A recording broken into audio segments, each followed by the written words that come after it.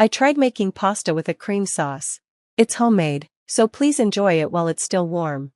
But the dish she served had a terrible smell. I hesitated to take a bite because it just didn't smell right.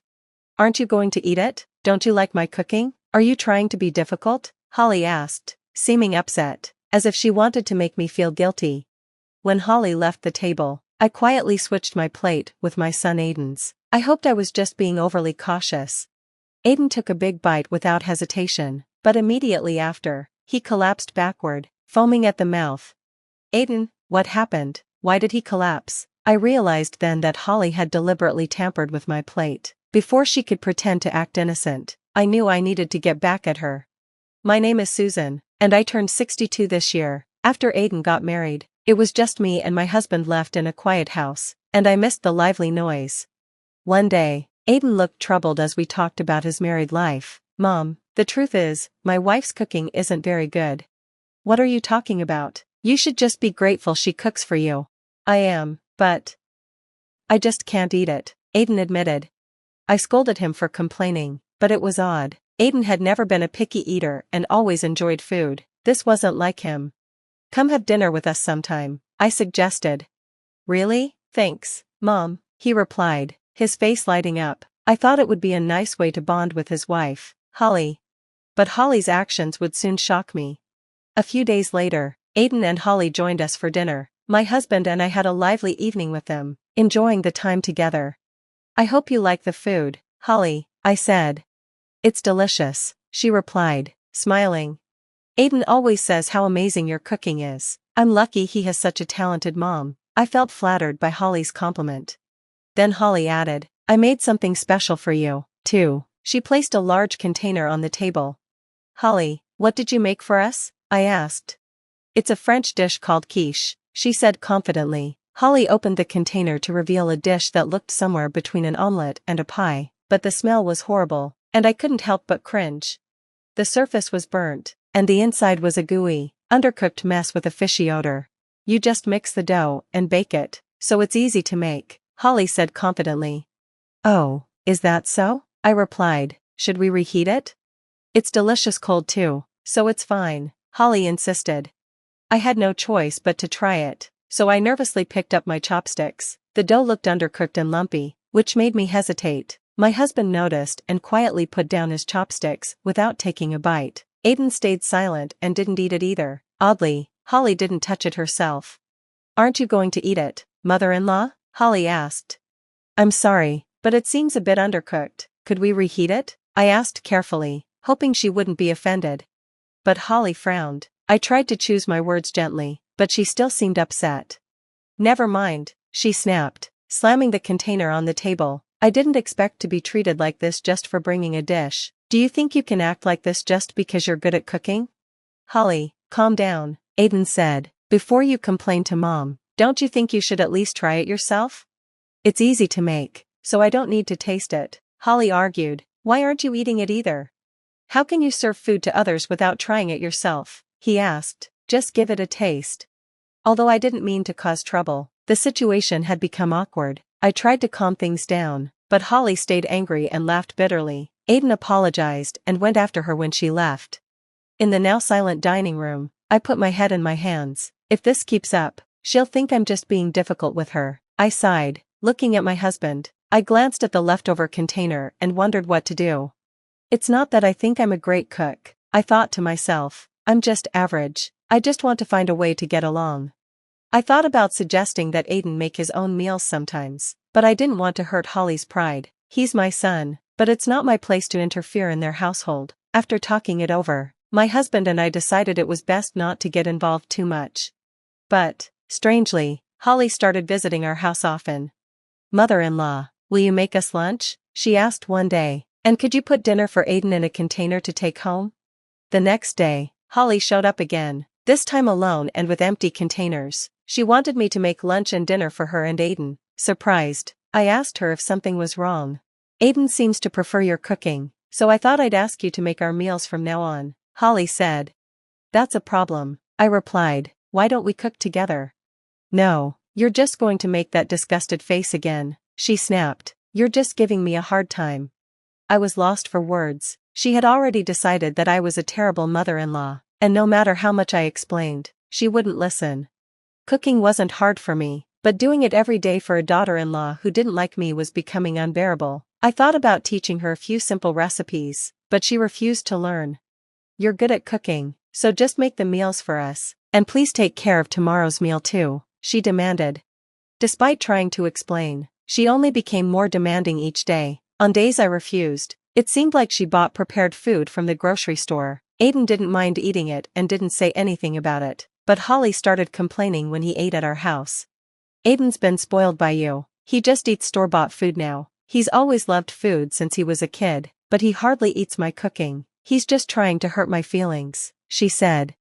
Holly started coming to our house almost every day for lunch and would ask for dinner for Aiden as well. Eventually, she started asking me to make Aiden's lunch and deliver it in the morning, which left me feeling frustrated. I talked to Aiden about it, asking him to do something about Holly coming to our house so much, but instead, he started giving me money for their meals so he could avoid Holly's cooking. "If you're paying so much, why not have Holly learn to cook?" I asked, but Holly said it hurt her feelings, and she refused to listen. Things got worse when Holly found out that Aiden was giving me money for food. "Why are you paying your mother? Is this supposed to be an allowance? I didn't hear anything about this," she yelled. "It's because you're making my mom cook for us," Aiden explained. "What's wrong with paying for our food?" "Well, it's because you don't eat my cooking. It can't be helped," Holly shot back.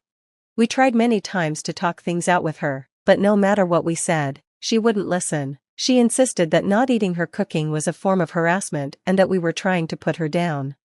Eventually, I decided I wouldn't cook for them anymore, which seemed to settle things, but Holly still wasn't happy about it. I didn't want to get involved any further, so I told them they would need to resolve the issue themselves. A few weeks later, Holly came to our house again on a quiet afternoon. I tensed up when I saw Holly at the entrance, but this time, Aiden was with her. "I want you to teach me how to cook," Holly said. She finally agreed to learn. "Please, just this once," I replied, relieved that we were finally making progress. I led them to the kitchen, thinking everything would work out. Holly said she had brought her own ingredients and seemed more motivated than before, but when I tried to help, she suddenly kicked me out of the kitchen. Then, for some reason, she also kicked Aiden out. We exchanged worried glances, but Holly said, "I can't concentrate if I'm not alone," and refused to listen. A few minutes later, she called us back to the living room. She had made pasta and served it to us. It seemed like it wasn't cooked for long enough, so I tried to check in the kitchen, but Holly stopped me. "I want you to teach me how to cook," Holly said. She finally agreed to learn. "Please, just this once," I replied, relieved that we were finally making progress. I led them to the kitchen, thinking everything would work out. Holly said she had brought her own ingredients and seemed more motivated than before, but when I tried to help, she suddenly kicked me out of the kitchen. Then, for some reason, she also kicked Aiden out. We exchanged worried glances, but Holly said, "I can't concentrate if I'm not alone," and refused to listen. A few minutes later, she called us back to the living room. She had made pasta and served it to us. It seemed like it wasn't cooked for long enough, so I tried to check in the kitchen, but Holly stopped me. "Mother-in-law, what's wrong? Please try it while it's still warm," she said. I hesitated. The pasta with cream sauce didn't look as bad as before, but when I mixed it with a fork, I noticed strange objects in the sauce. At first, I thought it was something like leftover dough, but it smelled like an air freshener. Aiden tried it next to me. He looked surprised and said, "It's delicious." He seemed genuinely impressed. "Wow, it's good, Holly. You've learned to make this kind of food?" Holly replied, "I always cook properly. Even my mother-in-law won't refuse it." Aiden laughed and said, "Mom, it's just normal pasta," but usually, Holly would yell at him for such a rude comment. This time, though, she didn't care and just urged me to eat quickly. The more I mixed the pasta, the stronger the strange smell became, and I hesitated. "Why won't you eat it? You just want to make me look bad, right?" Holly asked. "No, that's not it," I started to say, but then Holly's phone rang, and she hurried out of the room to take the call.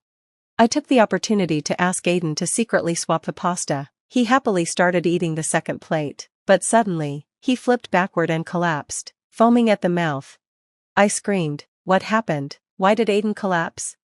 Holly rushed back to Aiden's side as I called for an ambulance. She looked confused and asked, "What happened to Aiden?" Aiden was taken to the hospital, and my husband and I joined him. We felt a little relieved when we saw Aiden lying in the hospital bed, but Holly, still acting confused, asked, "Why did Aiden collapse?" Before we could say anything, she pointed at me and said, "It should have been you. Did you force Aiden to eat it?" "What on earth are you talking about?" I asked, shocked. "Holly, what did you do?" My husband and I were trying to get answers from Holly, but she just kept accusing me. She said the most outrageous thing. "You insulted my cooking, so I thought I'd get back at you," she said coldly. "Get back at me?" I asked, confused. She continued, "It's also my mother-in-law's fault that Aiden won't eat my cooking. Aiden has always been on her side." Neither Aiden nor I had ever tried to do that, but Holly seemed to think we hurt her feelings. "Yes, you did," Holly replied. "That's why I thought everything would be peaceful if my mother-in-law wasn't around." It became clear that Holly had put something harmful in the pasta she served me. The white residue in the sauce turned out to be detergent. Luckily, no one was seriously hurt, but if things had gone wrong, Aiden could have been in a much worse condition.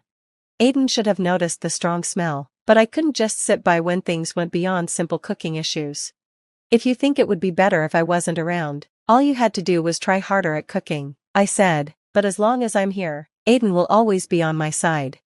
Holly didn't seem to understand how serious things were, and I was disappointed by her attitude. My husband shook his head in disbelief at her childish response. "That's enough, Holly," he said. "I'd like to talk to your parents too." "What? Why?" Holly asked, confused. "Because talking to you doesn't get us anywhere," my husband replied. After Aiden recovered and was discharged from the hospital, we arranged a meeting with Holly's parents. Even though she was very reluctant, I called her parents first to explain the situation. "I deeply apologize for the tremendous trouble our daughter has caused you," I said. "Oh no, it's something my mother needs to apologize for," Holly's mother, Kate, replied. "That's right, it's my mother-in-law who should apologize," Holly added. Every time Holly spoke, her mother gave her a stern glare, making her lower her head. Kate's strict attitude made me wonder if Holly's behavior was a result of her upbringing. "We'll cover the medical expenses," I said. "If there's anything else we can do to make amends, please let us know." "Stop it, I'm not paying anything," Holly snapped. "Holly, can you tell me why you did such a thing?" I asked. As she did in the hospital, Holly blamed me, saying that Aiden only ever took my side. "I didn't force Aiden to side with me," I replied. "I just took over cooking because you wouldn't do it." At this point, I had had enough. I showed Kate a photograph. "What's this?" Kate asked, looking at the picture. "This is a dish Holly brought to our house," I explained. "She says it's called quiche." Kate stared at Holly in shock and began scolding her harshly. Holly tried to make excuses, but Kate didn't let her off the hook. Holly lowered her head in silence as her mother continued to lecture her. We didn't even have a chance to speak. Eventually, Holly admitted everything. She had believed that if Aiden kept siding with me, he would eventually expect her to take care of me. So, she thought if she could get me hospitalized, Aiden would no longer feel responsible for me. I was stunned by the ridiculous logic. "I'm sorry, but I can't continue our marriage after something like this," Aiden said. "What? It's not my fault. You shouldn't have taken your mother's side," Holly argued. "You be quiet," Aiden said. "You could be turned over to the police for this." At the mention of the police, Holly turned pale. Although there was some trouble with compensation and hospital fees, Kate promised to make Holly pay for what happened, and the situation didn't escalate further. Holly acted immature for a while, but she seemed to feel down after Aiden told her, "I can't be with you anymore." I later learned that Holly's parents, who she claimed she didn't get along with, were actually professional chefs. Holly had been scolded by them for her unorthodox cooking ideas. After getting married, she started cooking however she wanted without any guidance. Aiden told me that her parents were furious, especially her father, who we didn't meet during the discussion. He was so angry that he began teaching Holly the basics of cooking in a process he called bridal training. This made me realize that I needed to teach my son basic household skills too. Aiden, while enjoying having someone cook for him, started making simple dishes on his own. He even asked me to teach him how to cook, and sometimes he comes over to cook meals with me. For some reason, my husband also became interested in cooking, and the three of us now enjoy cooking together. Sometimes, I let them handle the cooking while I relax. Hello, I'm Amy, a 37-year-old woman who's been navigating a whirlwind of changes over the past few months. It's been a period of learning, growth, and adapting to new realities. This chapter of my life began with a string of challenges, mostly centered around my husband, Daniel. However, amidst the chaos, I was fortunate to have someone truly kind step in, like a guardian angel at the perfect moment, offering me support when I needed it most. But before I dive into the heart of it all, let me introduce a key figure in my life, my younger sister, Hannah. She's 5 years younger than me and undeniably beautiful. Growing up, our relationship was complicated. I was the bookish one, while Hannah was the social butterfly, always the center of attention. It led to constant friction between us, partly fueled by jealousy, I think. Despite our mom's efforts to keep the peace, our sibling rivalry was a persistent theme. Things didn't really improve until I went off to college, and as we both matured, we found some common ground. We never became particularly close, but we reached a place of peaceful coexistence, which was enough for me. Then there's Daniel, my ex-husband. We met at work and hit it off right away. After 2 years of dating, we decided to get married. We both worked hard, and together, we were able to buy our first home. Although I was the primary breadwinner and the mortgage was in my name, it still felt like a shared accomplishment. A couple of years into our marriage, Daniel brought up the idea of starting a family. He painted this picture of a warm, happy life with kids. I had my reservations, but he was persistent, and eventually, I came around to the idea. Soon, we were blessed with our son, and 2 years later, our daughter followed. In the beginning, Daniel was an engaged and hands-on father, but over time, his enthusiasm waned. Before I realized it, the full weight of running our household and caring for our children had shifted onto me. The support Daniel once promised seemed to fade, leaving me to manage everything on my own. When Daniel received a major promotion and his salary surpassed mine, I made the difficult decision to leave my job. It wasn't an easy choice, and although I resisted for a while, I eventually gave in, deciding it wasn't worth the battle. To fill the emptiness and keep myself busy, I discovered a love for hosting dinner parties. My guests often included my mom, my sister, who lived nearby, and sometimes my mother-in-law, Alexis, when she came to visit. Slowly, I found contentment in this new phase of life, relishing the extra time with my family and feeling at peace with where things stood between Daniel and me. Our relationship had its challenges, especially after the traumatic birth of our second child, an experience that nearly cost me my life. It took a toll on us, but I didn't fully grasp the depth of our issues until one day, while cleaning, I found a pair of unfamiliar panties. The discovery shattered me, filling me with doubts about my worth as a partner. Even though it had been over a year since the birth, and I had been working through the emotional aftermath in therapy, finding those panties made it painfully clear that my struggles and efforts had gone unnoticed by Daniel. Betrayal and anger quickly replaced my shock, and I became determined to uncover the truth behind his infidelity. My first move was to confront Daniel with a picture of the underwear, demanding answers. After that, I started searching through his laptop and social media accounts, hoping to find something incriminating. At first, I came up empty, which only added to my confusion. Desperate for clarity, I meticulously combed through every message, even though I thought it would be futile. I knew all of his contacts. The idea that someone close to me could betray me felt absurd, until I noticed my sister's name appearing repeatedly. At first, I dismissed it, unable to fathom her involvement in anything inappropriate. However, as I delved deeper into their conversations, my world came crashing down. The messages were filled with intimate photos, loving exchanges, and plans for Daniel to leave me. The realization hit me like a freight train, leaving me reeling from the staggering depth of their betrayal. Discovering my sister's involvement in such a shocking betrayal was a bitter pill to swallow. Despite our tumultuous history, I never imagined she would cross such a line. My initial reaction was visceral.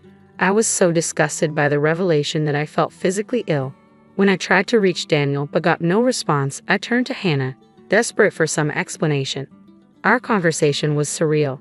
Her nonchalant attitude and justifications for her actions with Daniel were beyond my comprehension. She claimed she was doing me a favor by relieving me of his attention so I could focus more on our children. The absurdity of her reasoning only deepened my disbelief.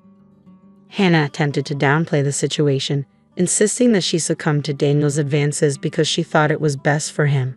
Her complete lack of remorse was the final straw, and I ended the call, overwhelmed by a whirlwind of disbelief and anger.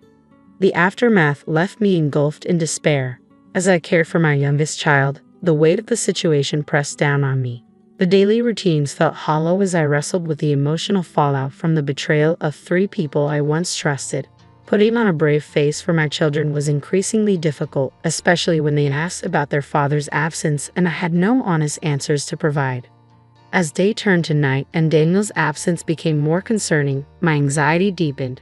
My attempts to contact both Daniel and Hannah were met with silence, amplifying my feelings of isolation and dread. Exhausted and overwhelmed by everything that had happened, I clung to the hope that sleep might offer a temporary escape from the harsh reality. Yet, when I awoke to a lingering sense of unease, it became clear that this ordeal was far from over.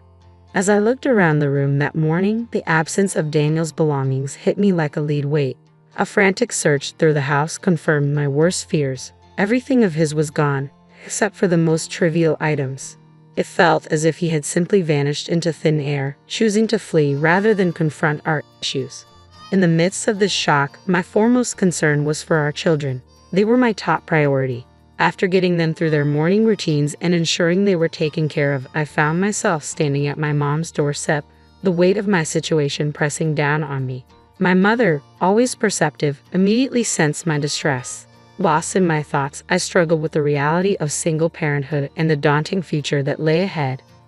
Finally, it was time to break the silence and share the tumultuous events with her. I shared the painful details of discovering the affair, Daniel's sudden departure, and the gut-wrenching realization that my sister, Hannah, was involved. My mother's shock mirrored my own as I recounted how I uncovered the betrayal, an action I would typically never take, but one I felt compelled to pursue given the circumstances. Revealing Hannah's role in this betrayal was both surreal and excruciating. Her indifferent response when I confronted her, claiming she was merely doing what she thought was best for Daniel, was a bitter pill to swallow. My mother's reaction, a mix of disbelief and sorrow, provided little comfort as we grappled with the harsh reality of the situation. As I confided in my mother about Daniel and Hannah's affair, I braced myself for the daunting challenge of raising 3 children on my own. I knew that support from my family would be vital, but the road ahead felt riddled with uncertainty and hardtack. My mom urged me to take some time to rest while she processed the shocking news I had just shared. Her presence felt like a lifeline, offering a glimmer of peace amidst the chaos. Overwhelmed and numb from everything that had happened, I managed to drift off to sleep while she cared for my youngest. However, my rest was abruptly interrupted by the sound of crying and my mom's raised voice. I rushed to see what was wrong, only to find her hanging up after what seemed to be a heated phone call, likely having given Hannah a piece of her mind for her actions. In the days that followed, my mom moved in to help, easing the logistical challenges and providing the emotional support I desperately needed. When Hannah tried to reach out, my mom firmly insisted that I block her, reinforcing my feelings of betrayal during a time when I felt utterly alone. The revelation from friends that Daniel and Hannah had quickly married after he left us struck me like a fresh wound, adding a sharp sting to my already itching heart. It was a bitter pill to swallow, leading to awkward and painful conversations with concerned friends who offered their support and, in solidarity, chose to sever ties with Daniel and Hannah. My mom's reaction to their marriage unveiled a side of her that was rarely seen. Known for her gentle nature, her fury at the news highlighted the depth of her love and protective instinct for us. Her offer of financial support and assistance in finding job opportunities was a testament to her unwavering commitment, guiding us through this challenging transition. As the kids asked questions about Daniel, maintaining my composure became a struggle. Yet we persevered together, strengthened by our resilience and love for one another. A week into our new reality, I received a letter from Daniel. I hesitated, suspecting it was an apology that I wasn't ready to face. The weight of everything we had endured hung heavily on my shoulders as I considered the next steps for myself and my children, supported by my mother's steadfast presence. Choosing not to read Daniel's letter felt like my way of finding closure. A week was far too generous for any attempts at reconciliation, especially after he had chosen to leave us in silence, a decision that spoke volumes about his cowardice. In a moment of defiance, I tore up the letter. Yet curiosity lingered. I often found myself wondering what it contained. but I quickly reminded myself that no words from him could ever undo the harm he had caused. The following day, in an effort to bring some joy back into our lives, my mom and I took the kids to the fair. It was a much-needed break from the heaviness that had been lingering over us. Amidst the laughter and excitement, I found myself genuinely smiling for the first time in what felt like forever. That night, as my mom and I relaxed with a bottle of wine, I decided to mention the letter. "I got something in the mail last night," I started, my voice tentative. "Oh, what was it?" my mom asked, her curiosity evident. "A letter from Daniel," I confessed. "And what did it say?" she asked, leaning closer. "I have no idea," I admitted. "You didn't open it," she replied, taken aback. "No, I couldn't face any of his excuses, so I just burned it," I explained, a mix of defiance and regret bubbling inside me. My mom paused, her expression serious. "Amy, what if it was something important, like official divorce papers?" I brushed off her concern. The envelope hadn't seemed official at all. "I'm sure it was nothing like that." "Okay, if you're certain. But what do you think he might have said?" she asked gently. "I don't know. Maybe a half-hearted apology or a request for his things back," I speculated, trying to push away the nagging what-ifs. The conversation shifted away from the letter as we focused on the brighter moments of our evening, yet the unacknowledged presence of what could have been lingered, an unwelcome guest amidst the remnants of our past. Navigating through everything has been a roller coaster, but the moments of joy at the fair offered a glimpse of hope. The hardest part comes when the kids ask about their dad's whereabouts. Finding the right words is always a struggle. Although things are gradually improving, it's a slow process. My mom's steadfast support has been my anchor throughout this tumultuous time. During our conversation, she shared her intentions to disown Hannah, vowing that her support and inheritance would be dedicated solely to me and my children. This decision, stemming from Hannah's unforgivable actions, revealed the depth of her disappointment. While I was initially taken aback, I quickly understood her perspective. The idea of severing ties with one's own child was unfathomable to me, which only deepened my gratitude for my mom's unwavering support. Just as we were starting to settle into our new normal, an unexpected visit threw me off balance. With my mom at work and no one scheduled to stop by, I was taken aback by the sight of two men in black suits standing at my door. When they introduced themselves as lawyers, a mix of curiosity and anxiety washed over me, leaving me to wonder what news they brought. I was utterly speechless when they handed me a check for an astonishing $520,000, convinced there had to be some kind of mistake. However, the lawyers assured me there was no error and urged me to read the accompanying note. As I opened it, the message began with a heartfelt thank you for saving me. My confusion deepened as I continued reading, only to realize that this unexpected windfall came from Alexis, my mother-in-law. Alexis's letter unfolded a story of unexpected visits and forwarded attempts to enter due to changed locks, ultimately leading to some shocking revelations. She had sensed that something was off with Daniel's behavior, prompting him to confess his actions. In her letter, she expressed disappointment in her son while extending compassion towards me and her grandchildren. She shared her decision to redirect her entire inheritance to us, a gesture of gratitude and an effort to make amends for the wrongs her son had caused. The lawyers then delivered the devastating news. Alexis was terminally ill and had passed away just a day earlier. Her final wishes were clear. She wanted to ensure that I and her grandchildren were well cared for through the inheritance. The weight of her death and her final act of kindness brought tears to my eyes. Alexis had always been a pillar of integrity and support in my life. Despite Daniel's fear of her, I had always found comfort in her presence. Her last gesture highlighted her unwavering commitment to doing what was right, ensuring that her support would continue to resonate even after she was gone. Alexis's legacy extended far beyond her material possessions. It resided in the love and protection she had shown us, marking the conclusion of a significant chapter in our lives. When Daniel called, I had an inkling of where our conversation was headed, yet I decided to engage out of a sense of morbid curiosity. "What did you do?" he demanded, his tone sharp.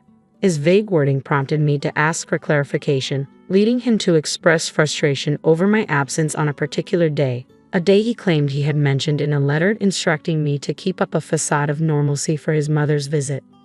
"Oh, is that what the letter was about?" I replied, revealing that I had burned it without reading it. Daniel's outrage was immediate and intense. He accused me of sabotaging his potential inheritance, labeling me as selfish. The irony of his accusation wasn't lost on me, considering he had abandoned his family for his own benefit. I countered his claims by emphasizing his abandonment and pointed out that his mother's decision was a reflection of her true understanding of what was best for her grandchildren and me. With that, I ended the call, firmly instructing him never to contact us again. I quickly moved forward with the divorce proceedings and secured full custody of our children. Daniel's attempts to contest Alexis's decision regarding her inheritance were in vain. Her will clearly favored me, regardless of his and Hannah's manipulative efforts to persuade me to give it up. I stood firm in my refusal. The financial security from Alexis's generosity significantly changed our lives. I set aside a substantial amount for my children's future education and made wise investments. This newfound wealth allowed my mom to retire comfortably, and it opened the door for me to pursue a new career path. My children have gradually started to adjust to their father's absence, and I am ready to share the complete story with them when they're old enough to understand. While the ordeal has left its scars, the support from my loved ones and our newfound financial stability have been essential in navigating the aftermath. As we begin to rebuild our lives, I firmly believe that the only way to move is forward, with hope and resilience lighting our path.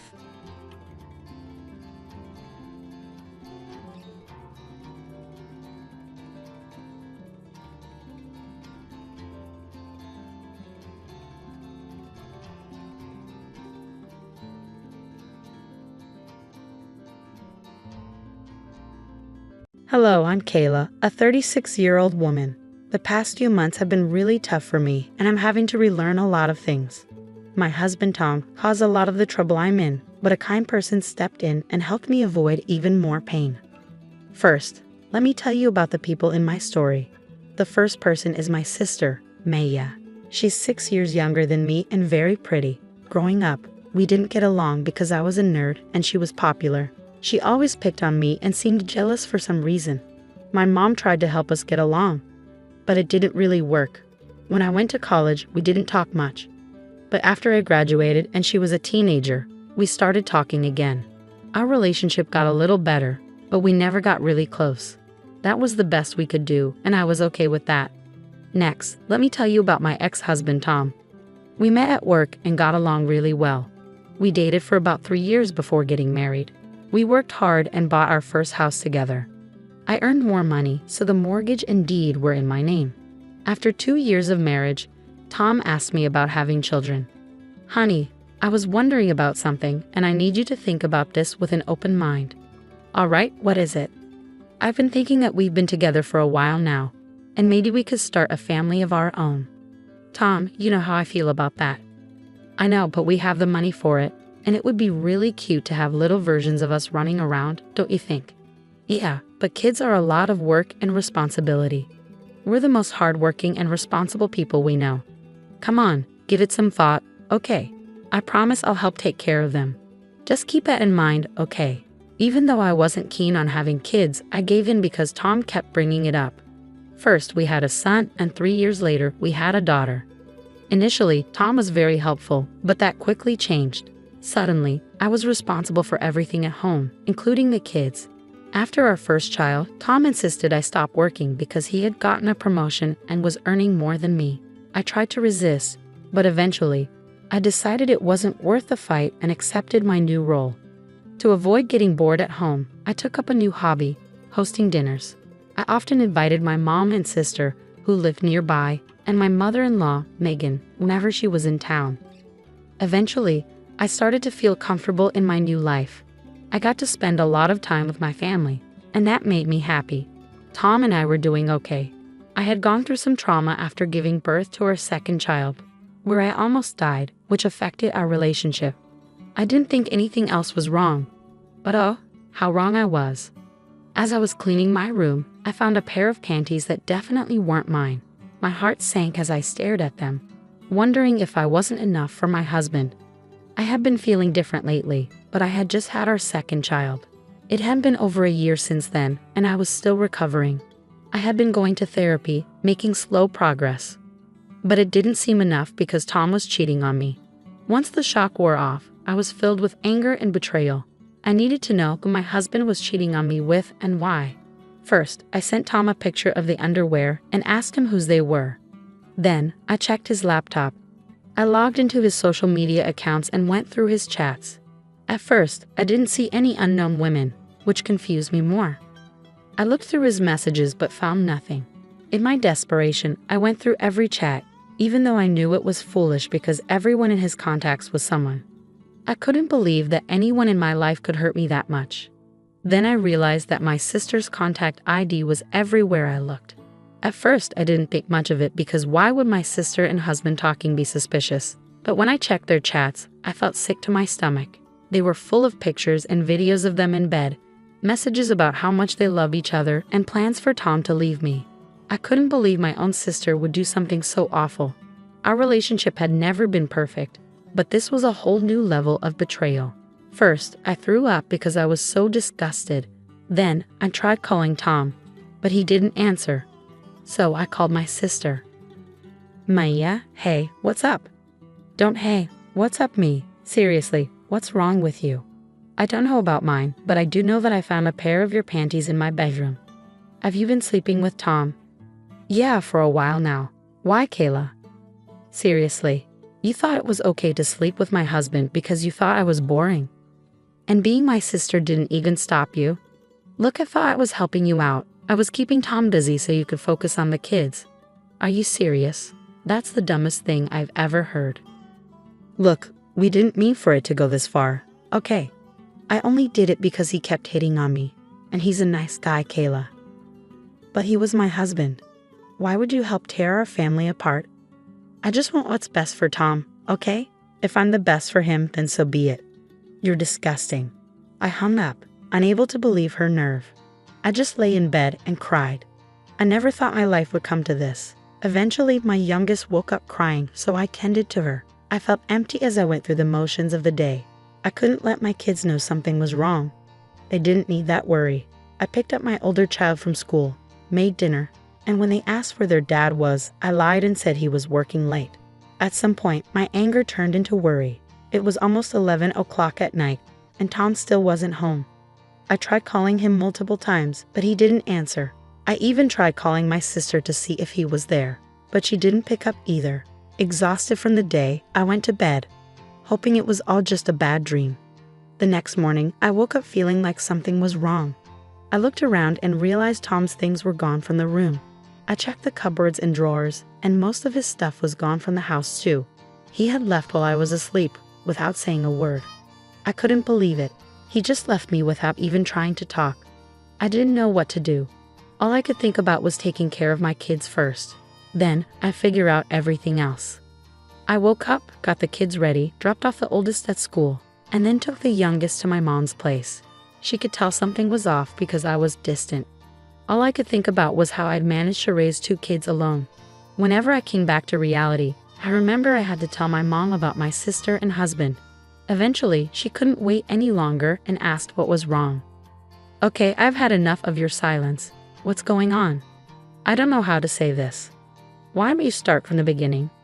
Well, I found out that Tom has been cheating on me. What? How do you know? I found another woman's underwear in our room. When I asked Tom about it, he didn't answer and then left. He left? What do you mean? When I woke up this morning, all his things were gone. Gone? You didn't try to stop him? I didn't even realize when he came back. I fell asleep around midnight, and when I woke up, all his stuff was gone. Oh my God, my poor girl, I'm so sorry this happened. Yeah, it gets worse. Oh no, what happened? Do you know who Tom cheated on you with? You mean you know who he cheated with? Yeah, I snooped through his things to find out. I wouldn't have tolerated this under normal circumstances, but this is different. So, who is it? Maya. Excuse me? What? Are you serious? Yeah, my husband has been cheating on me with my own sister. I called her to ask about it, and she was so casual about it. She said they were in love, and she believed she was the best for him, so she was going to keep being with him. Oh my God, what has Maya done? I don't even know how I'm going to survive. I have 2 kids to raise and I need to find a job too. Look, why don't you just get some rest while I try to process this? I'll be here to help you, okay? Yeah, okay, thanks Mom. I had become numb to everything that had happened, so telling my mom wasn't as hard as I thought. I ended up sleeping while my mom took care of my youngest. When I woke up, I heard my baby crying and my mom yelling. I rushed out and saw my mom on the phone looking angry. She hung up and seemed surprised to see me. She apologized for the noise but didn't say more. I knew she had been giving Maya a piece of her mind. Over the next few days, Mom stayed with us. It was easier having one person move and then three. Maya kept trying to contact our mom, but she asked me to block Maya. It was comforting to have someone understand my feelings when I felt so alone. I found out through mutual friends that Tom and Maya got married. They reached out to me, concerned and confused. I had to explain everything, which was humiliating, but they were supportive. They all blocked Tom and Maya and refused to associate with them. But I found out they got married the day after Tom left us. It hurt to know, but I shouldn't have expected anything different from them. When I told my mom, she was furious. You should know, my mom is usually calm, so seeing her so angry with my sister was surprising. It was great to have her financial support. She wasn't obligated to help, but she did her best for us. She even helped me get job interviews because I wanted to contribute now that Tom wasn't there to stop me. Taking care of the kids was manageable, but when they asked about Tom, I had to hold back tears. Still, we got through it. A week later, I got a letter from Tom. I didn't want anything to do with it. I figured it was some apology, but I was done with him.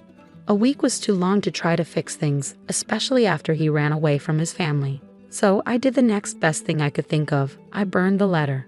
But afterward, I couldn't help but be curious about what it said.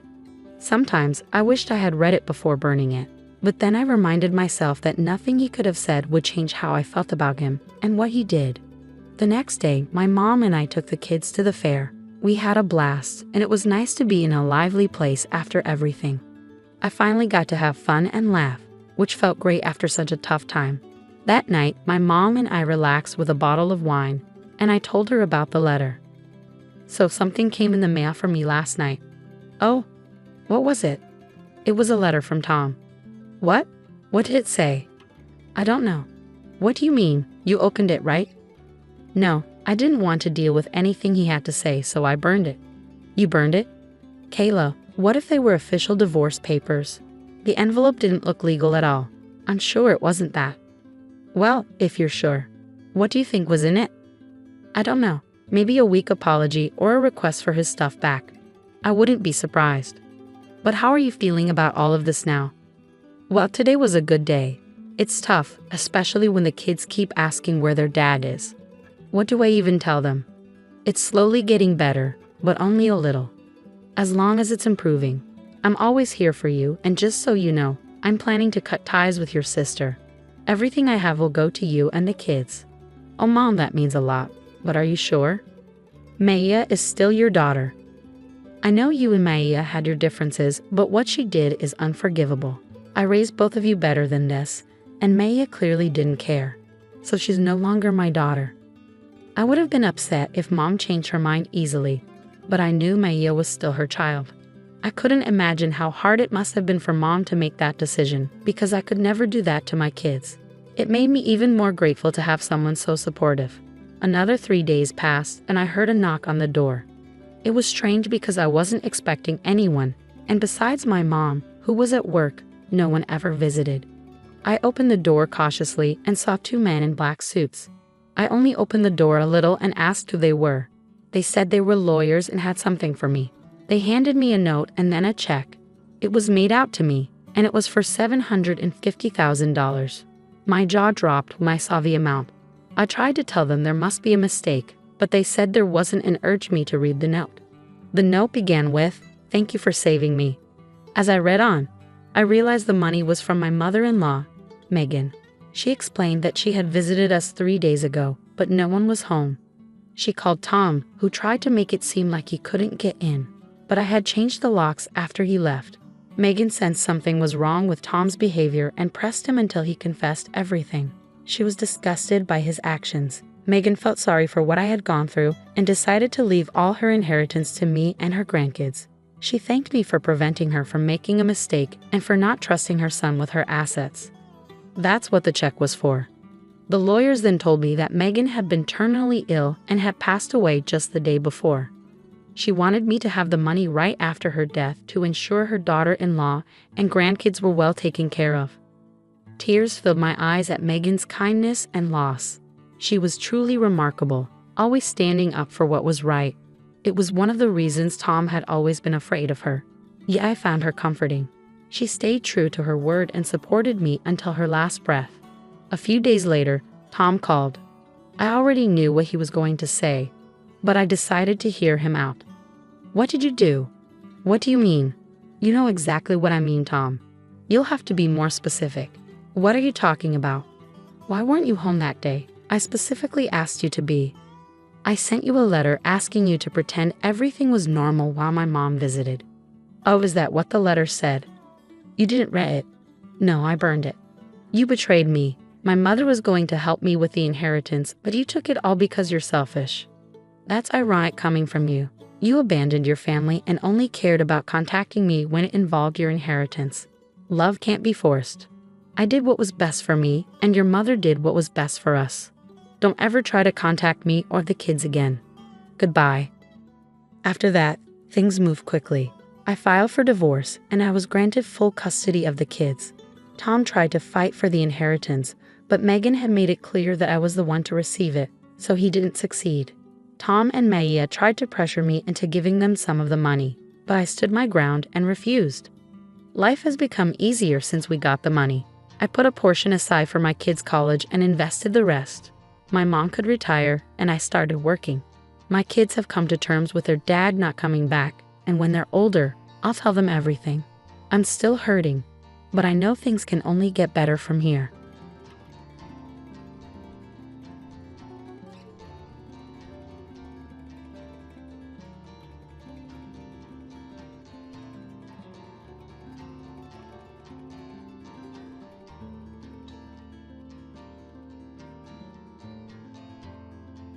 That's why I requested you to settle the debt. The burden my husband suddenly imposed on me, vanishing without a trace. No matter how persistently I tried to reach him, there was absolute silence. Now, I'm left wondering what to do, facing an insurmountable debt. Fortunately, in my moments of despair, there was someone by my side offering encouragement. My dear daughter. Mom, cheer up, echoed the soothing voice of my beloved daughter. My name is Kate, 35 years old, juggling part-time work and homemaking. My husband, Rogan, and I, along with our daughter, make up our family of 3. I met Rogan at a mixer, a casual event I attended just to fill the numbers. Despite my nervousness, Rogan took the initiative to strike up a conversation, effortlessly lightening the atmosphere. Before long, we connected and decided to exchange contact information. As our communication deepened, a special bond blossomed between us. Unexpectedly, we started dating, a twist I shared with my older sister Talia after our first date. To my surprise, Talia burst into laughter, commenting, "I never thought you'd choose a boyfriend from a mixer." She assumed I'd find someone through work. Talia, enjoying her single life, didn't seem eager for a relationship. Fast forward a few years and Rogan and I got married. Talia congratulated us on our new life together. Our early days of marriage were filled with joy. Rogan's proposal and our move to a new apartment marked the beginning of our life as a married couple. Although our different work hours meant we seldom returned home together, we cherished the time spent dining, sleeping, and enjoying our days off together. This routine brought a new joy to our lives, and a few months later, we were blessed with the birth of our adorable daughter, Rhea. The emotional impact of Rhea's birth was profound, and I felt like I had found true happiness. Our families showered us with congratulatory gifts, celebrating this new addition. I resigned from my job to dedicate myself fully to my family and Rogan, always considerate, helped with housework and childcare. However, a few years later, regret began to seep into my heart. Rogan, after resigning from his job due to issues with a new superior, failed to communicate this significant decision to me beforehand. While I empathized with the challenges he faced at work, the abruptness of his resignation left me concerned, especially since our family relied on his income. The absence of any discussion or consultation added to my distress. That was so sudden. Have you already thought about your next job? I questioned him, grappling with the unforeseen turn of events. Yeah, don't worry. I'll figure something out. Rogan's vague response failed to ease my concerns. However, it seemed the only option now was to trust him. Fortunately, Rogan quickly secured a new job, a relief for both of us. I also considered working, but since Rhea is still young, I want to be there for her at home. Is everything okay at the new workplace? Have you settled in? I inquired, attempting to gauge his well-being. Yeah, somehow. Did something happen? Are you not getting along with your boss or colleagues? I persisted. I told you I'm fine. Don't worry too much. Look, I'll take care of Rhea, so you go and take a bath. Really, thank you, he responded. Though he seemed different than usual, I refrained from prying further and handed Rhea to him before heading to the bath. A few days later, Rogan returned home looking dejected.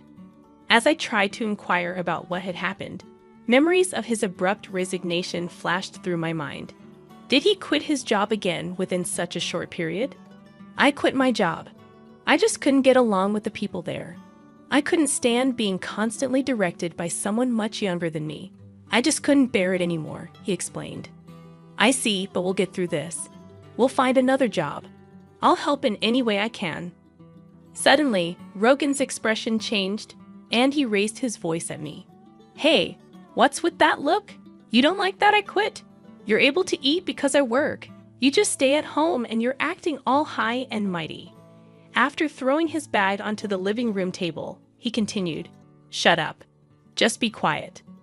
Unable to contain his anger, Rogan grabbed a whiskey from the fridge and downed it in one gulp. I had never seen him this angry before. I felt terrified at that moment. Despite my gratitude towards him and efforts to be supportive, an extremely angry Rogan shouted at me for a while, then slumped down on the sofa looking grumpy. I was so shocked that all I could do was accept his words, and this incident created a rift in our relationship. Since then, Rogan has been caught in a cycle of finding and quitting jobs, leaving us in uncertainty with many anxious days. I couldn't keep silent any longer. Rogan, can't you be a bit more serious about your job? If you have complaints, then you work and earn money. You rely too much on me, but there's Rhea to consider. So what's your point? Lately, Rogan has been gradually losing interest in Rhea and seems to be avoiding her. When Rhea was born, he took great care of her and was genuinely happy. Observing Rogan now, he felt like a completely different person.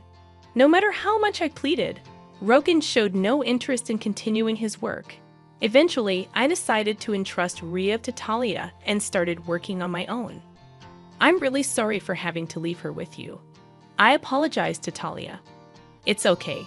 Rhea and I will wait together, she reassured me. Rhea, who had just started attending kindergarten, wasn't a major concern. Part of it was because I trusted Talia to take care of her. But Rhea was also remarkably mature and calm for her age.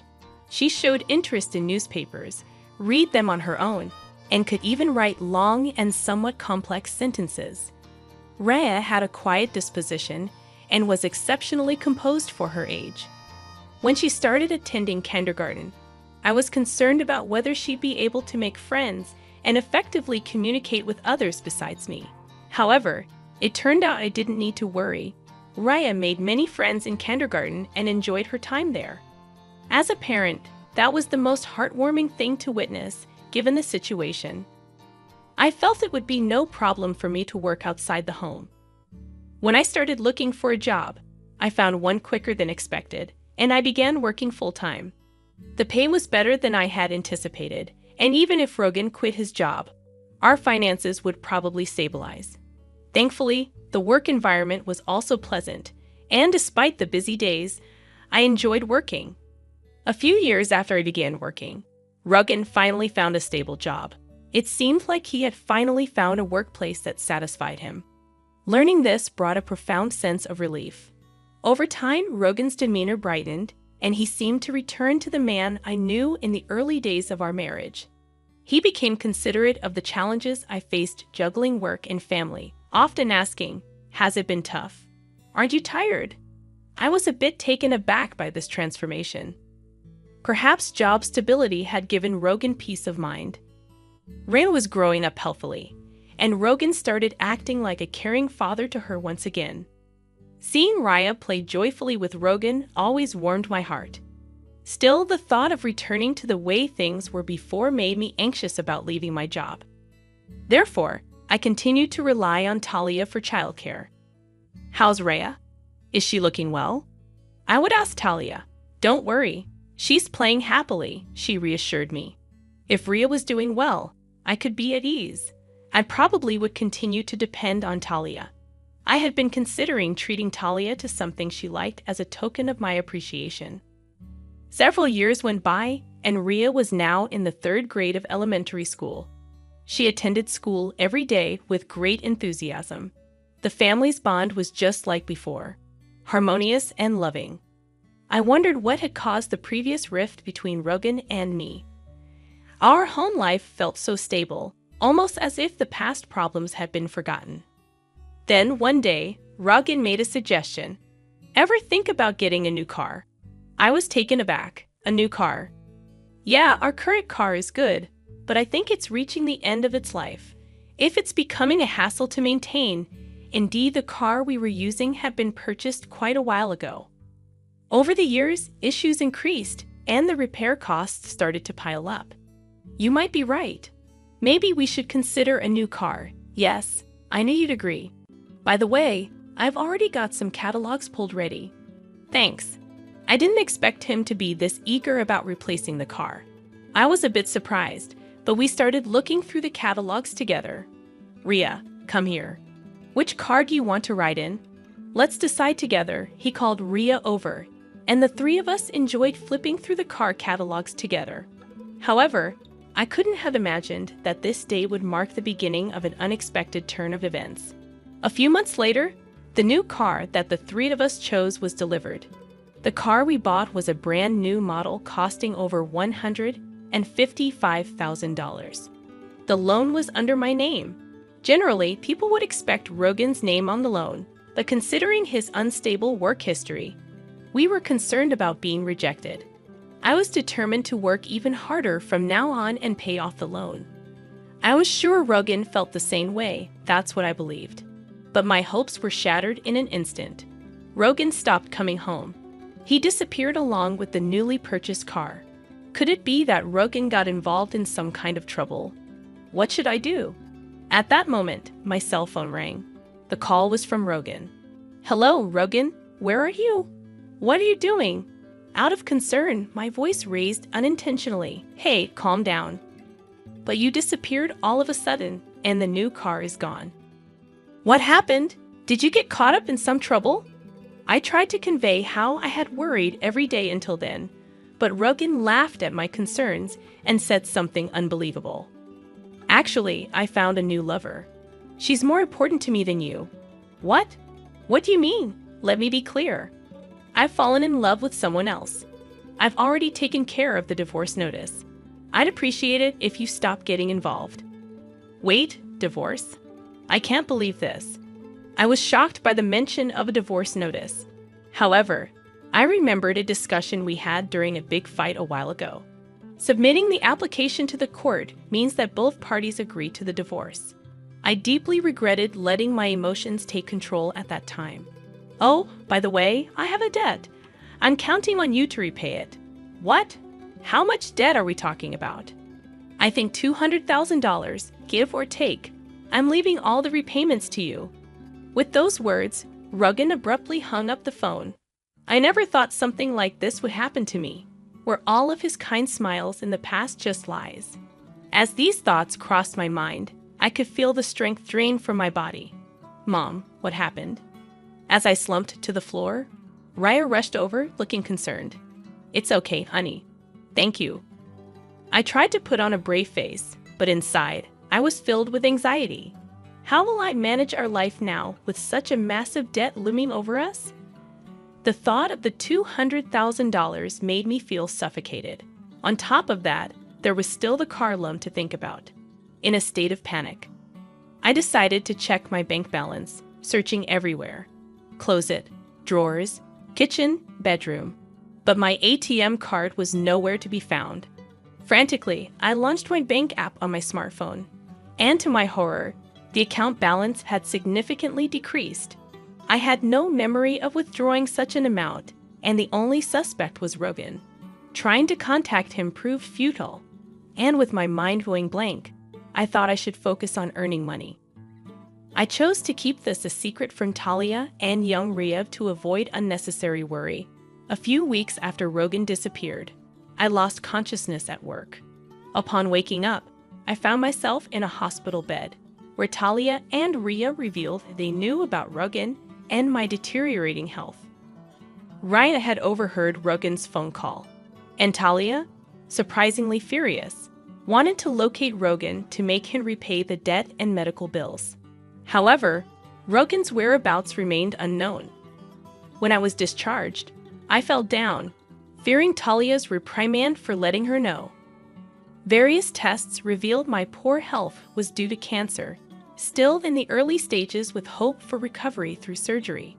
Though the surgery went well, returning to work immediately seemed impossible due to mounting medical bills and no savings. During these challenging times, Talia and Rhea became my pillars of support. Talia tried to locate Rogan, and when she discovered he was working in the same building, they hatched a plan to get back the car that was under my name. As we prepared to confront Rogan, Talia stopped me, emphasizing the need for a solid plan. Rhea reassured me that everything was set up, and a month later, while at Talia's house, a sudden call from Rogan came in. After ignoring it initially, I gathered my courage and answered. In a frantic voice, Rogan pleaded for help, claiming he was about to be arrested.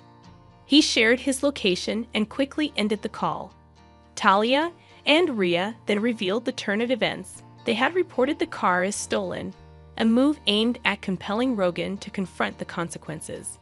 Filled with gratitude, Rhea blushed, and the mystery of their plan became clear. I expressed my gratitude to Talia and Rhea and hurried to the park where Rogan was waiting. The specified park was surprisingly close to my home, and when we arrived, we found police officers interrogating Rogan about something.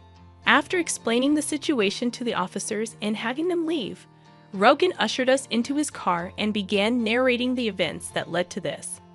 Inside the car, a confident-looking woman named Lily sat boldly in the passenger seat, staring at us with a cold gaze. Rogan questioned why the police came to him, seemingly unaware of the gravity of the situation.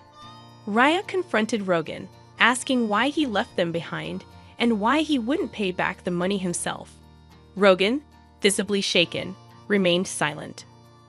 Rhea and Talia continued questioning Rogan about his actions and his relationship with Lily. Talia criticized Rogan's irresponsible behavior, constantly changing jobs, and quick temper. Rogan bowed his head in silence, and Lily, visibly irritated, revealed shocking details. Rogan had borrowed $200,000 in his wife's name for expensive luxury gifts for Lily. Rhea questioned Lily about her pregnancy, and Talia noticed an inconsistency in the timeline. Lily revealed that the child wasn't Rogan's and admitted to keeping it a secret to avoid further involvement with him. The tension increased, and Talia took charge, threatening to call the police for the criminal acts committed. Ignoring Rogan and Lily's pleas, Talia instructed me to contact the police. Legal actions were taken, and Rogan and Lily faced consequences, including compensation payments, repaying the debt, and child support. Despite attempts to reduce payments through lawyers, a secret recording made by Rhea served as evidence denying their requests. In the end, Rogan and Lily didn't go to prison, but had to shoulder responsibilities. Rhea and I now live with Talia, and the car was safely returned. Rogan is somehow managing the debt, and the presence of Talia and Rhea played a significant role in resolving the situation. Grateful for their support, I look forward to a peaceful life with the two of them, working hard for a better future. I don't have any money to give you, I said firmly, looking at my husband, Kevin. He barely acknowledged my words, his eyes gleaming with a self-centered excitement. I'm going to stay with her when she turns 20, he declared, referring to his mistress. My heart ached as I looked at him. Kevin, who had been diagnosed with terminal cancer, was in need of treatment, but all he could think about was leaving me for someone else. I had forgiven him so many times for his habitual infidelity, always for the sake of our daughter Amy. It felt cruel to rip her away from her father when she was so attached to him. After you and your parents die, all the property will be mine, he said bluntly, almost giddy at the thought of inheriting the insurance money and the real estate my family owned. He had no shame, no empathy for my suffering, but he didn't realize he would be the one to lose everything in the end. I'm 37 now, living with Kevin and our daughter Amy. We met through work and I was charmed by his smooth talk and easy manner. Without realizing it, I fell for him, and after dating for a while, we got married. My family was wealthy, owning multiple properties, but I had kept that a secret from Kevin to protect myself from opportunists. When he finally saw my family home for the marriage introduction, he was shocked. Kevin had seemed different from the others. He was genuinely pleased upon discovering the truth, and my parents, happy with him, even promised us a house as a gift when he became their son-in-law. It felt like the perfect beginning. Kevin was sweet, and every day after our wedding was filled with happiness. But it didn't last. Kevin, I'm pregnant, I announced 6 months into our marriage, beaming with joy. Oh, is that so? He replied with barely a flicker of excitement. His reaction confused me, but I dismissed it. Soon, he began coming home late more and more often. I was suffering from morning sickness and eventually had to stop working, so I questioned his late returns. I'm just busy with work, he would say curtly. I believed him, trying to cope with household duties and preparing for our baby's arrival. Even after Amy was born, nothing changed. Kevin continued to come home late, never helping with chores or caring for our daughter. I convinced myself he was just overwhelmed with work, but I was drowning in the responsibilities of motherhood. By the time Amy started elementary school, I was accustomed to doing everything on my own. Then one night, while Kevin was in the bath, I saw a notification flash on his phone, a message from a woman, filled with heart emojis. My heart sank. When I confronted him, he sneered. How dare you, Snoop? That's low, he shot back. So, you've been cheating, I said, my voice trembling. I wondered why you always came home late. So what? Kevin shrugged, his tone indifferent. Are you planning to divorce me? I couldn't believe his casual response. He didn't care at all about what he had done to our family. Before I could say more, Amy walked into the room, her face worried. Mommy, what's going on? She asked, clearly having heard the argument. Did I wake you? I'm sorry, sweetie, I said, forcing a smile. Do you love Daddy? I asked her. Yes, she replied without hesitation. Would you be sad if Daddy wasn't here? Yeah, I'd be really sad, she said softly. I felt tears sting my eyes. Kevin's betrayal hurt, but Amy's love for her father was pure. How could I tear her world apart by divorcing him? Faced with Kevin's callousness and Amy's innocent attachment to him, I found myself unable to leave. I bit my lip, knowing I would have to endure. Kevin's behavior didn't change. He continued staying out late, clearly spending time with his mistress. But on his days off, he was the perfect father, playing with Amy and showering her with affection. I lacked the strength to initiate a divorce, and as Amy grew older and busier with school and extracurriculars, life continued in a monotonous routine. Now, Amy is in middle school, and our lives are even more hectic. My mornings are filled with packing lunches, ironing her martial arts uniform, and handling an endless list of daily chores. I throw myself into taking care of Amy, keeping my mind occupied so I can avoid thinking about the man who shattered our marriage. I suddenly felt nauseous and rushed to the bathroom, vomiting up my meal. Are you okay, Mom? Amy asked, her voice filled with concern. I'm just feeling a bit under the weather, I reassured her, trying to smile. I'll be fine after some rest. You go ahead and get to school. After she left, I lay down for a bit, hoping the rest would help. I assumed it was just a minor stomach issue, but as the days passed, the pain grew worse. My husband didn't come home again last night, as usual. For Amy's sake, I pushed through, trying to keep up with the household chores despite the growing pain, but eventually, I hit my limit. I went to see a doctor who told me they'd contact me with the results later. The pain became unbearable. I couldn't do any chores. All I could manage was to lie in bed. That's when Kevin finally came home. Must be nice, lying around all day and skipping the chores, he said coldly, oblivious to my suffering. The scent of another woman's perfume lingered on him. Anger and sadness washed over me, but I had no energy to confront him. A few days later, the hospital called. "Please come in with a family member for the results," they said. "Can't I come alone?" I asked, my voice trembling. "We prefer you bring someone with you," was their gentle reply. When I asked Kevin to come with me, he scoffed. "Impossible," he said, brushing me off without a second thought. He didn't come home that night either, leaving me to face this alone. Reluctantly, I asked my parents to accompany me to the hospital. The doctor greeted us with a grave expression. "You have stomach cancer," he said, his voice steady but serious. "It has spread to other organs. It's stage 4. We need to begin treatment immediately." Stage 4. That means it's terminal, right? I asked, barely able to get the words out. The doctor nodded solemnly. "Yes, but we need to act quickly to extend your life." Everything around me went still. My thoughts froze. Amy had just started middle school this spring. I was supposed to watch her grow, be there for her milestones, her firsts. But now, would I even get to see those moments? Overwhelmed by shock, I couldn't hold back my tears. When I got home, Amy returned from school and saw me crying. She ran over immediately. "Mom, why are you crying?" she asked, her voice trembling. "I'm sorry, sweetie," I said, trying to compose myself. "I have to go to the hospital. I'll need to stay there for a while." "What?" she said, her eyes welling up. I gently explained my illness, and soon Amy was crying too. The pain of seeing her like that was almost worse than the cancer itself. When Kevin finally came home and I told him about the diagnosis, his only reaction was mild surprise. No concern, no comfort. "How bad is it?" he asked flatly. "In the worst case, 6 months. But treatment could extend that," I said, exhausted from both the conversation and the situation. I didn't even have the energy to be angry at his detached response. All I could think about was preparing for the hospital stay, and how I'd fight to hold on, for Amy's sake. I took care of signing all the documents, arranged the housework, and handled the insurance procedures before being admitted to the hospital. I entrusted Kevin with taking care of our home and Amy. "Please look after the house and Amy," I asked, hoping for a sincere response. Yeah, he muttered, not even making eye contact with me. Days passed without a single visit from him. I quietly spent my time in the hospital, trying to keep my mind off the pain. One afternoon, just as I was about to lie down after lunch, Kevin suddenly appeared in my hospital room, looking hurried. "What's going on?" I asked, surprised by his sudden appearance. "I finished dealing with the insurance," he said, a smug look on his face. "I didn't realize cancer insurance paid out so much just for being hospitalized." I blinked, confused. "What are you talking about?"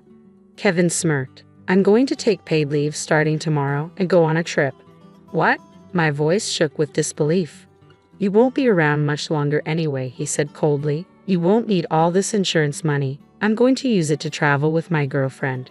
She's 20 and she's been wanting to go to Cancun." I stared at him in shock. "Wait a minute, that money is for my treatment costs. What about Amy?" "I'm not wasting money on someone with no future," he said, his tone heartless. "As for Amy, why don't you ask your parents to take care of her? Thanks for the money, though." I was speechless. Kevin had checked the insurance payout and taken it for himself, planning to use it for a trip with the woman he was having an affair with. My stomach ached, but it wasn't just from the cancer. It was from the utter betrayal. True to his word, Kevin left for his trip with his mistress, leaving me behind in the hospital. My parents and Amy came to visit, furious at what he had done. I felt indescribable frustration. Not only had he abandoned me, but he also stole the money meant for my treatment to enjoy an overseas trip with his lover. It was unforgivable. When I was first told my cancer was at stage 4, all I felt was despair. But now, a new resolve burned within me. I couldn't give up. My anger toward Kevin turned into a vow of revenge. He never visited, and I had no idea where he was or what he was doing. Meanwhile, Amy never went back to live with him, and it seemed he didn't care about losing contact with her either. But every day, Amy visited me after school, and my parents stood by me, offering support. It was their warmth and strength that helped me endure the grueling treatments. Their love was the only thing that kept me going. Finally, the day came when I was discharged from the hospital. I expressed my heartfelt thanks to the nurses and doctors who had cared for me, and with Amy by my side, I headed home. After being hospitalized for a month and a half, I missed my home dearly. Walking through the door with Amy's support, I felt both relief and determination. I was home, and I was ready to reclaim my life. When I arrived home and opened the front door, I was greeted by the sight of shoes, Kevin's, and a pair that clearly belonged to a woman I didn't recognize. "What's this?" Amy muttered under her breath, her tone filled with discontent. Even though she was just in middle school, she was old enough to understand that Kevin was cheating. She also knew just how wrong it was. "Wait here for me, okay?" I said softly. I didn't want to expose her to any more pain than she had already been through. Confronting Kevin and the woman he was with was something I could handle on my own. Leaving Amy at the entrance, I stepped into the house alone and raised my voice deliberately. "I'm home. I've returned." Kevin appeared from the bedroom, hurriedly adjusting his clothes, his expression a mix of shock and annoyance. The kitchen was a mess, empty noodle cups, ready meal boxes, and alcohol cans scattered everywhere, far more than one person could consume. What are you doing here?"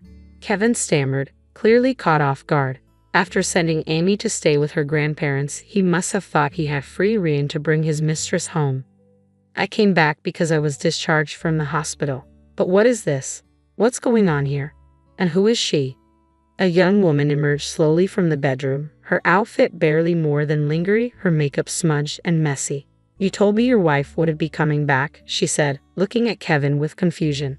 "You said this was your house, didn't you?" I stared at them both, trying to contain my rising anger. "This house was handed down to me by my parents," I said firmly. "It's my house. It's not strange for me to come back to my own home." The woman shot Kevin a puzzled look. "But you told me this was your house." Kevin, ever the show-off, scoffed and waved his hand dismissively.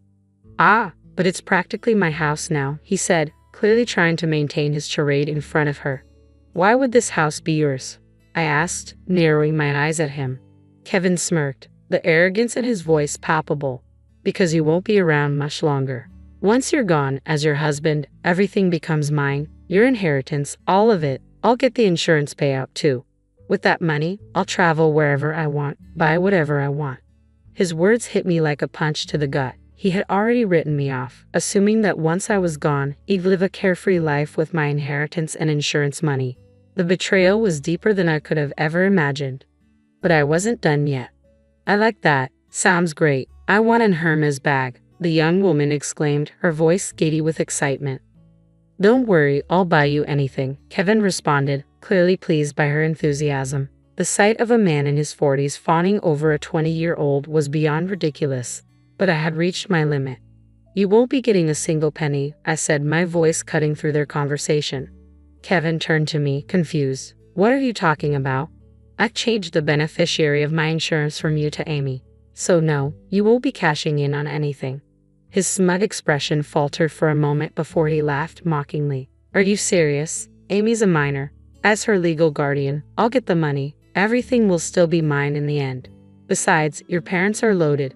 Once they're gone, their inheritance will come to me too. That'd be amazing. We could live it up, right?" His arrogance was staggering. He actually believed that he could inherit my family's wealth after my death and my parents'. But I had no intention of continuing this marriage any longer. Without hesitation, I pulled out a stack of documents from my bag. "Take a look at these," I said, handing them over. "They're from the court. Could you sign and return them as soon as possible? I want this divorce finalized quickly." Kevin's face twisted in shock. "Wait, what? I didn't hear anything about a divorce."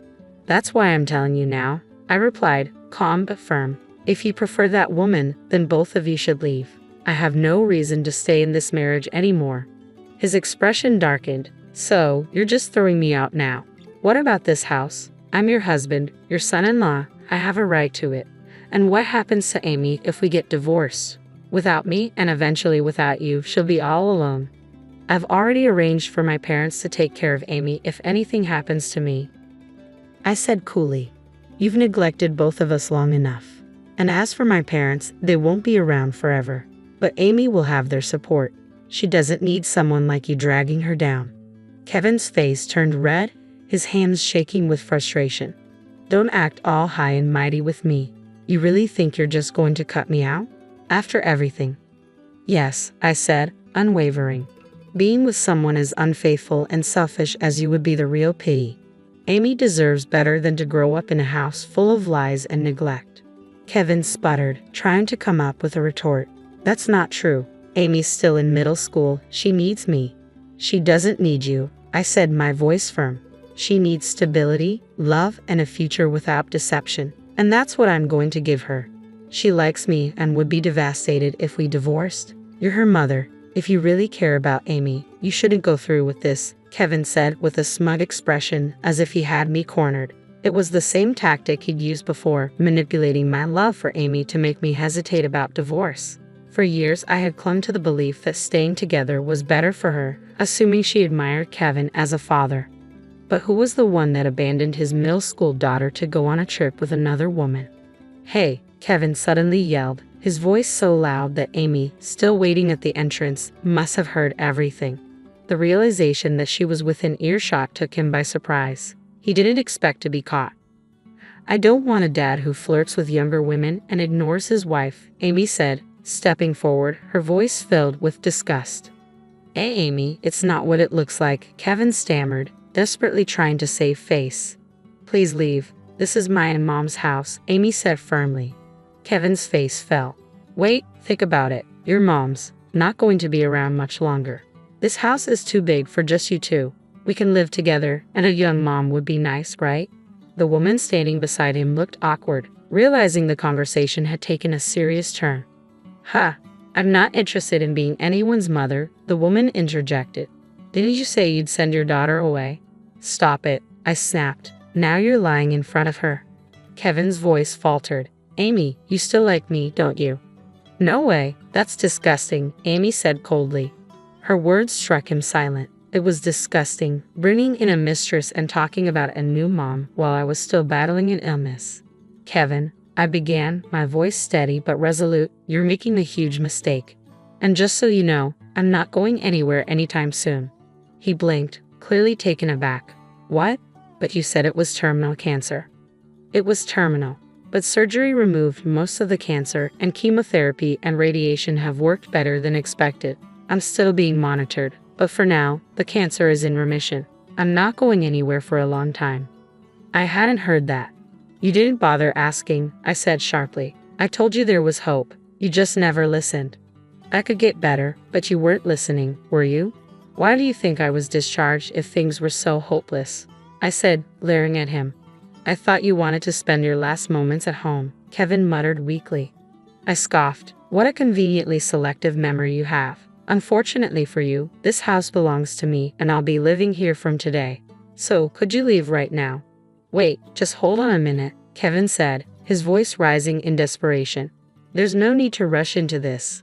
We should reconsider the divorce. What happened with her was just a fling, and I'll cut ties with her. Let's start over. It's not too late. I glanced at Amy. Her face showed a mix of shock and disbelief. You really think we can just start over? I asked, unable to believe his audacity. I have no intention of going back to how things were. Don't say that. Kevin dropped to his knees, grabbing my feet as if begging for mercy. I'll never have an affair again. I'll stop seeing other women. Please, let's give it another chance. The woman standing nearby looked disgusted by his sudden plea, her interest clearly fading as his desperation became obvious. I shook my head. Do you really think I want a divorce just because of the affair? Then what else could it be? He asked, genuinely confused. I sighed, the weight of everything pressing on me. I've reached a point where I don't care if you see other women. The real issue is that when your family faced a life-threatening illness, not only did you fail to worry, but you spent the money meant for my treatment on a vacation. You're not just an unfaithful husband, you're a selfish, heartless man who's toxic for Amy's future. So please leave. But how will you survive if you can't work? You're too sick. How will you make a living? He stammered, trying to grasp any excuse to hold on. I have insurance and the money will be deposited into my account next week. So no, there's nothing for you, I said coldly. His face turned pale. That won't do. I spent everything on the trip. I was counting on your hospital fees for the next payout. I don't have the $155,000 I used, and if I lose the house, I'll have nowhere to live. My life will be ruined. That's not my problem anymore, I replied, unmoved. You ruined it yourself. I hoped Kevin might reconsider the divorce, but my decision was firm. Unfortunately, my mind is made up. Leave? Amy, can't you ask your mom to think this over? Kevin pleaded. No, I don't want to see your face anymore, I said, resolute. With those words, Amy, now stronger and more assertive from her martial arts training, pushed Kevin and the other woman out the front door. Even though he was much older, he was no match for her strength. I watched with a mixture of pride and amusement as Amy, who had grown into a formidable young woman, managed to drag him along. The sight of Kevin's pitiful state made me smile. The commotion attracted the attention of the police, who arrived shortly after a neighbor's report. They quickly escorted Kevin and his companion away. As I watched them leave, I couldn't help but laugh at their absurdity. A year has passed and I've miraculously overcome cancer. My health has fully recovered and there has been no recurrence. I've returned to work in a simple clerical position. Despite my parents insisting that I didn't need to work, I felt uncomfortable sitting idle and wanted to contribute to the household finances, so I've been helping out with chores around the house. Meanwhile, Kevin's life had taken a turn for the worse. Abandoned by his affair partner and burdened with massive debt, he had squandered my treatment funds and inheritance on a lavish lifestyle. Now, he struggled to repay a debt nearing $65,000. I learned this through mutual acquaintances, as Kevin and I used to work at the same place. His financial irresponsibility and poor habits had led to weight gain and loss of interest from women, leaving him leading a lonely life. Given that Amy expressed a strong desire to leave her old home, sickened by memories of Kevin and the other woman, we decided to move back to my parents' house. The property was sold for a good price due to its location, providing us with enough funds to live comfortably without working for a while. I had received numerous requests for financial help from Kevin, but I found them intrusive and blocked his calls.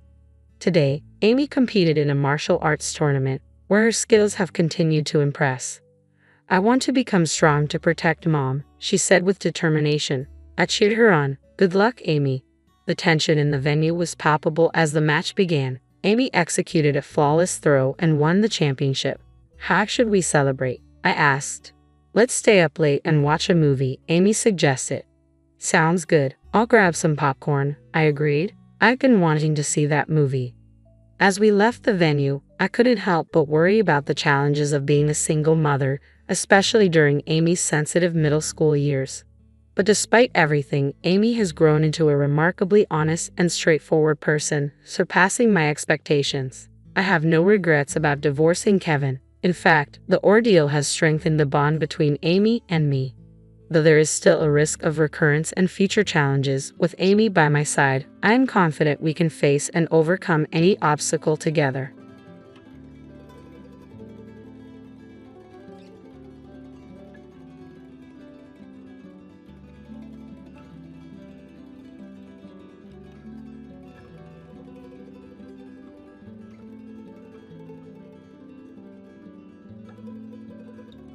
I'm Christine, a 41-year-old homemaker. My husband, Mark, and I first crossed paths at work, eventually tying the knot after 5 years. Our joy was complete with the arrival of our son, Jake, now an adorable 5-year-old. While I'd love to spend every moment with him, our financial constraints necessitate my working and leaving Jake at a daycare center. Jake, being understanding, often makes simple requests, like wanting an omelette tomorrow. His innocence makes it easy to comply, although I secretly suspect it's because my culinary skills don't extend far beyond basic dishes. Despite my excuses, I can't deny the challenge of crafting a perfect omelette. The early years with Jake were blissful, with our family outings and weekend drives creating cherished memories. However, things started changing when Jake turned 3. Mark, once elated by Jake's presence, began coming home late, citing frustration with Jake's occasional fussiness as the reason. Mark's late arrivals became more frequent, often extending into the early morning hours. His excuses seemed flimsy, and the scent of sweet perfume on his suit raised suspicions. Though bothered, I chose to ignore it, prioritizing Mark's role as a decent father when Jake was at his best. Fast forward 2 years, and Jake has grown into a lively 5-year-old. His vitality contrasts sharply with Mark's deteriorating attitude. Mark's impatience surfaces even for trivial matters, like a spilled cup of tea. Attempts to address Jake's behavior result in Mark snapping and refusing to engage with him. Conversations with Mark have become strained. His dismissive attitude toward family time and insistence on eating out instead of my cooking add to the tension. Suggestions for outings on his days off are met with resistance as Mark prioritizes rest over quality time together. It's disheartening to witness Mark's persistent irritability, seemingly stuck in a perpetual fussy face. Despite my attempts to bridge the communication gap, our exchanges have devolved into arguments, leaving me to wonder if Mark will ever outgrow this phase at 40 years old. I once confronted him about his perpetual anger, asking why he was always so furious. As expected, he responded with his usual ire, claiming, "It's because you're useless, obviously. You're passing that on to Jake. I wish he turned out more like me." It was a hurtful statement, insinuating that all of Jake's positive traits were inherited from him, while any negative qualities came from me. I found it hard to believe his audacity. My frustration with Mark escalated, with his words and actions causing me considerable emotional pain. Thoughts of divorce crossed my mind, as he seemed one step away from ending our marriage due to his behavior and lack of respect for our family. Despite it all, I stayed, holding on to the love I still had for my husband. Even though Jake was scared of Mark, he clung to a semblance of affection for his father. Living with a husband who was perpetually in a bad mood wore me down, but I lacked the courage to break up our family. Then, one day, Mark brought up the topic of a trip with some colleagues from work. These colleagues were the ones he was close to, the ones reveling in their single lives. He casually informed me of his decision to join them on the trip. I questioned the rationale behind his sudden desire for a getaway. Mark expressed his frustration, claiming he had been patient for too long, sacrificing all his time for the family. According to him, I spent all the money he earned on useless luxuries. I retorted that I was not indulging in luxuries and, in fact, contributed more to our family than he did. The harder I worked, the more money I made, but Mark seemed to put less and less into our family. His trip, financed by our shared resources, infuriated me. He declared, "I'm going away for a week from tomorrow, whether you like it or not. Don't complain." I was taken aback by the abruptness of his decision and felt my anger simmering. Before I could respond, Jake, who was supposed to be asleep, woke up. Panicked, I rushed to attend to him, apologizing for the disturbance. As I tried to put Jake back to sleep, I sensed something was wrong. His body felt hot, and he complained of a headache. In an instant, his eyes rolled up, and he collapsed. Frantically, I called for an ambulance. Mark, who I assumed would accompany us, refused to come along. Despite my frustration, I had no choice but to board the ambulance alone. Thankfully, the test results indicated a non-serious illness, but Jake was admitted for further tests. I called Mark to provide updates, balancing the urgency of the situation with the need to keep him informed. "What do you want?" I could sense his extreme annoyance, but with no time to worry about it, I quickly explained the situation and urgently asked him to bring a change of clothes for Jake's hospital stay. "Are you joking?" was his incredulous response. "I can't make it. I don't want to be late for tomorrow's trip, so I'm staying at my colleague's tonight." "Are you serious? Your son is in the hospital, and you're still going on a trip," I exclaimed, hoping for some understanding. "Of course I am. She doesn't need me there for a simple checkup. Jake is suffering from a high fever, so there's nothing I can do," he callously replied. "Yes, there is. I asked you to." Before I could finish, he abruptly hung up. I tried calling again, but it went straight to voicemail. Frustration and anger surged through me. I didn't have his colleague's phone number to reach out for assistance. In the end, I called my parents and sought their help, feeling betrayed by Mark's callous abandonment of his son in the hospital. 2 strikes against him, and I could sense the 3rd strike looming. 3 days later, Jake's tests were over, and he was back to his usual energetic self. The results showed no problems, and he would be discharged from the hospital the next day.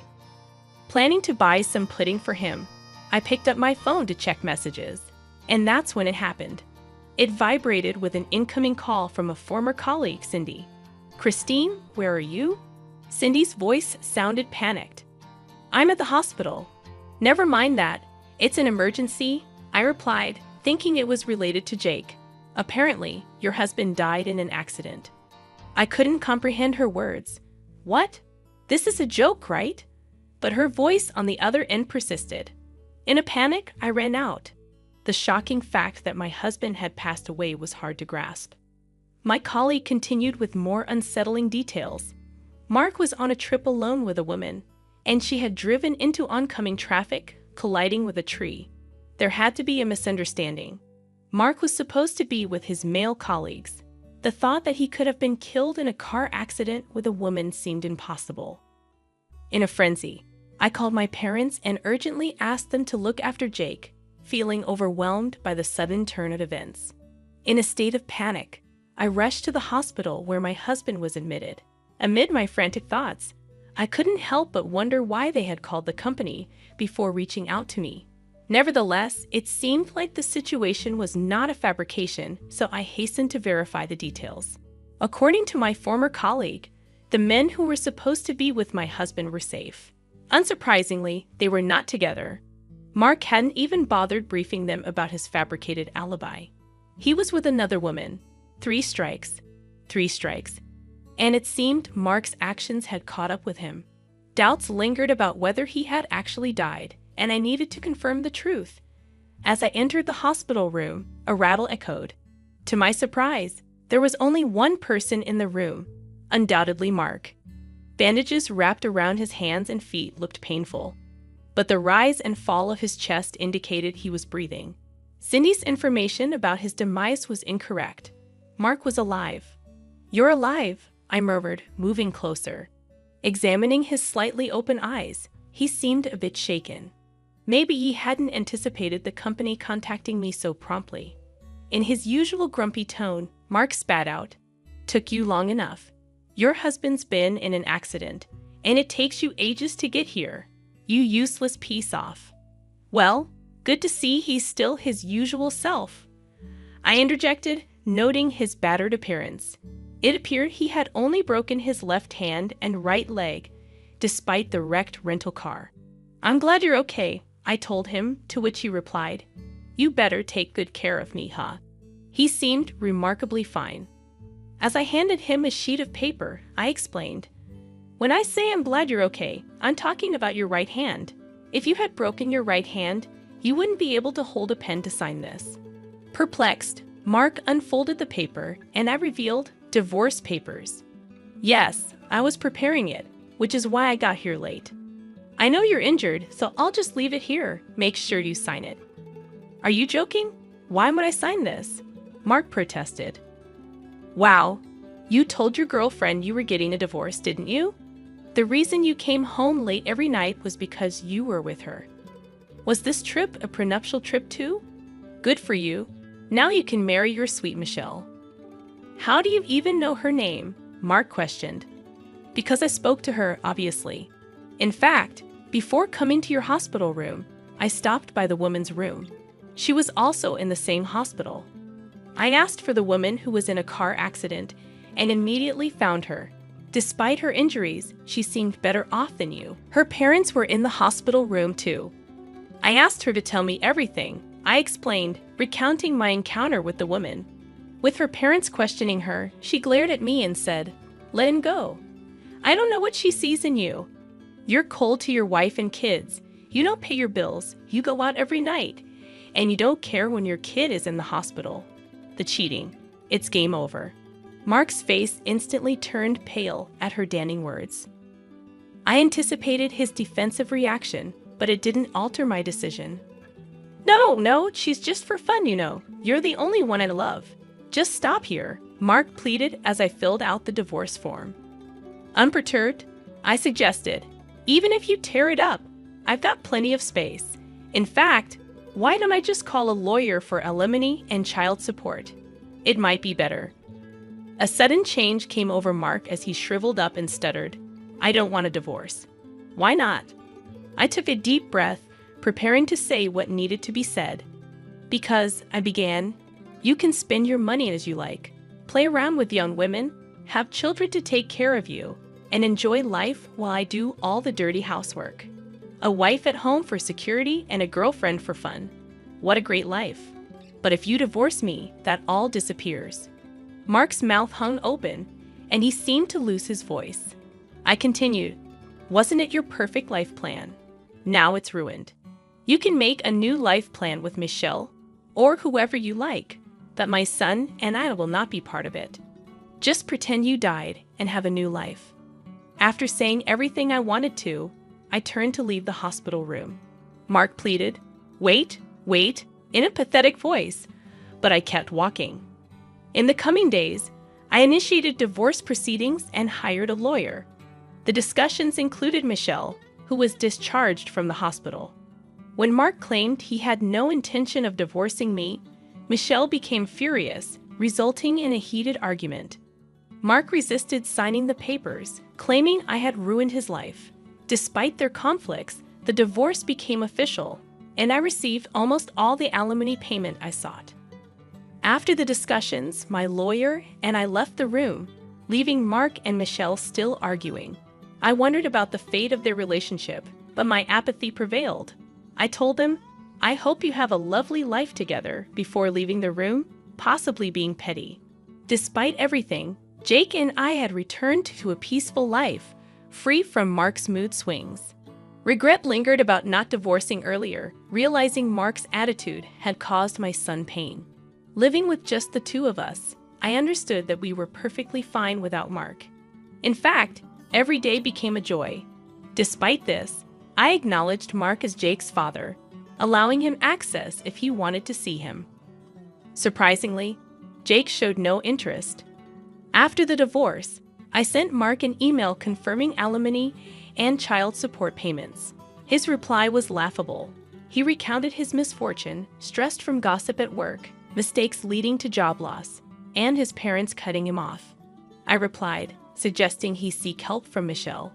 Mark claimed they broke up, and he continued to send desperate messages. I eventually blocked him. As I placed my phone on the table, sipping tea, Jake approached, asking, "What should we do on our day off tomorrow, Mommy?" After a moment's thought, I suggested, "How about we grab some lunch and go to the aquarium?" Jake's face lit up with joy, expressing excitement about the dolphin show. Witnessing his enthusiasm, I couldn't help but smile, feeling content with our peaceful and happy life.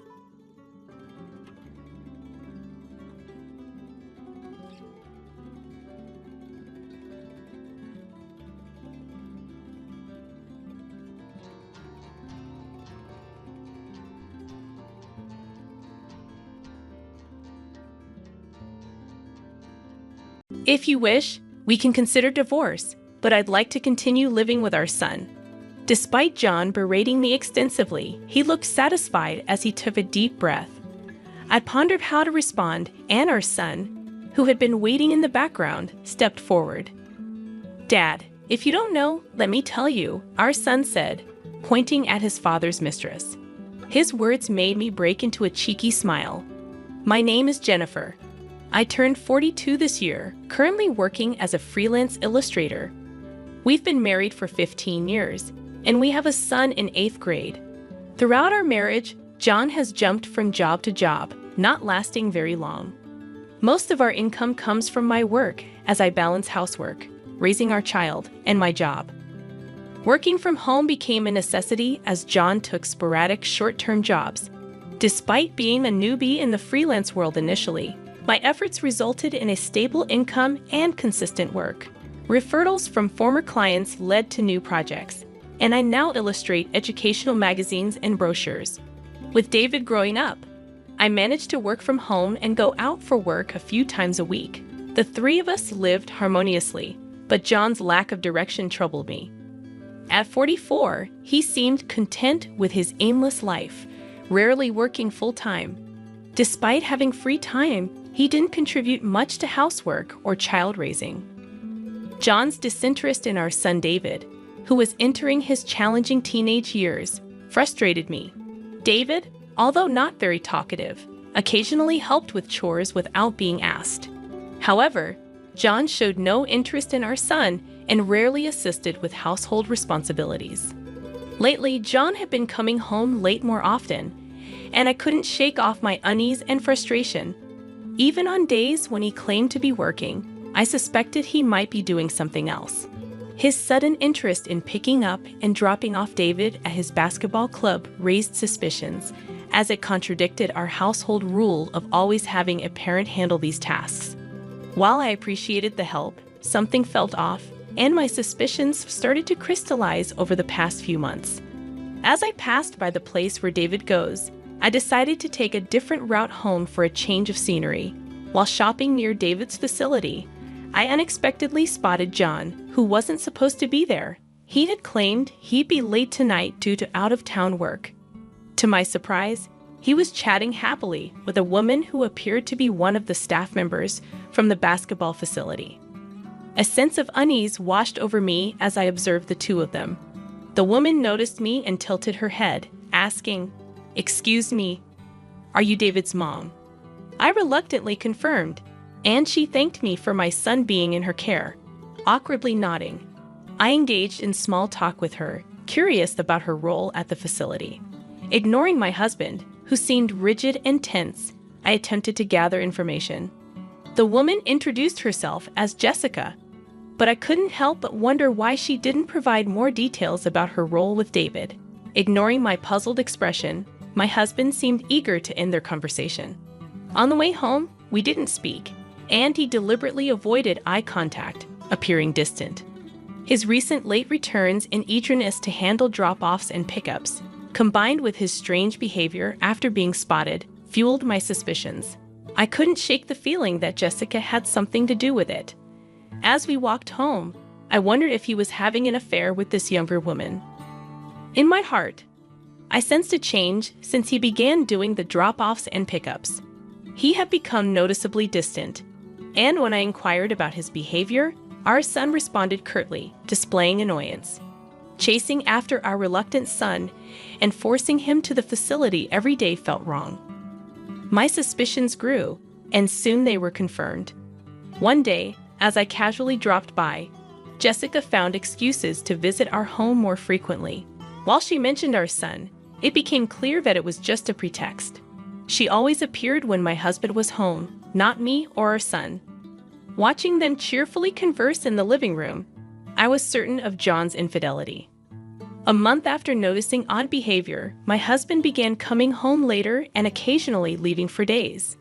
When I jokingly remarked about his late return, suggesting he spare me the cheating, he abruptly stood up and glared at me. "Just stick to your work. I'm taking care of David, so don't pry into it unnecessarily," he retorted before leaving the living room with a sigh. I seethed with anger at being told as if he was handling everything, when in reality, he had left all the housework and the responsibility of taking care of David to me. My frustration surfaced during one of our petty disputes, and David, who had been silently observing, finally spoke up. "What's the matter, Mom?"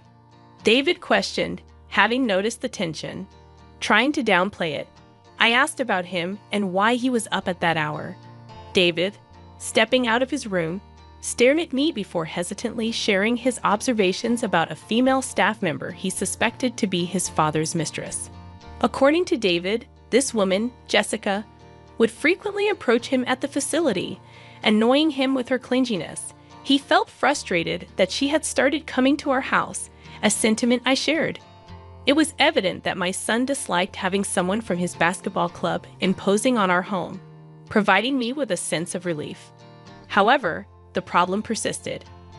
Returning home from a client meeting, I heard cheerful conversation in the living room, the voices of John and Jessica. David was noticeably absent, holed up in his room. Upon entering the living room, both John and Jessica turned their eyes toward me. Jessica, with unwavering confidence, greeted me. "Welcome back, David's mom." I ran into John, so he invited me in, Jessica said, addressing my husband by his name, a fact that deeply unsettled me. Attempting sarcasm, I inquired about her frequent meetings with John, to which she responded with a smug face, claiming it was part of her job. Her audacity continued as she pointed out the deficiencies in my housekeeping, expressing that the house felt cozy but lacked thorough cleaning.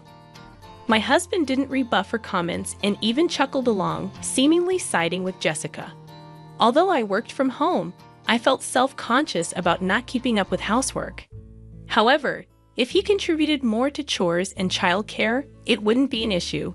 Feeling mocked and ridiculed, unable to bear the tension, I hastily left the living room for the bedroom, still holding my belongings.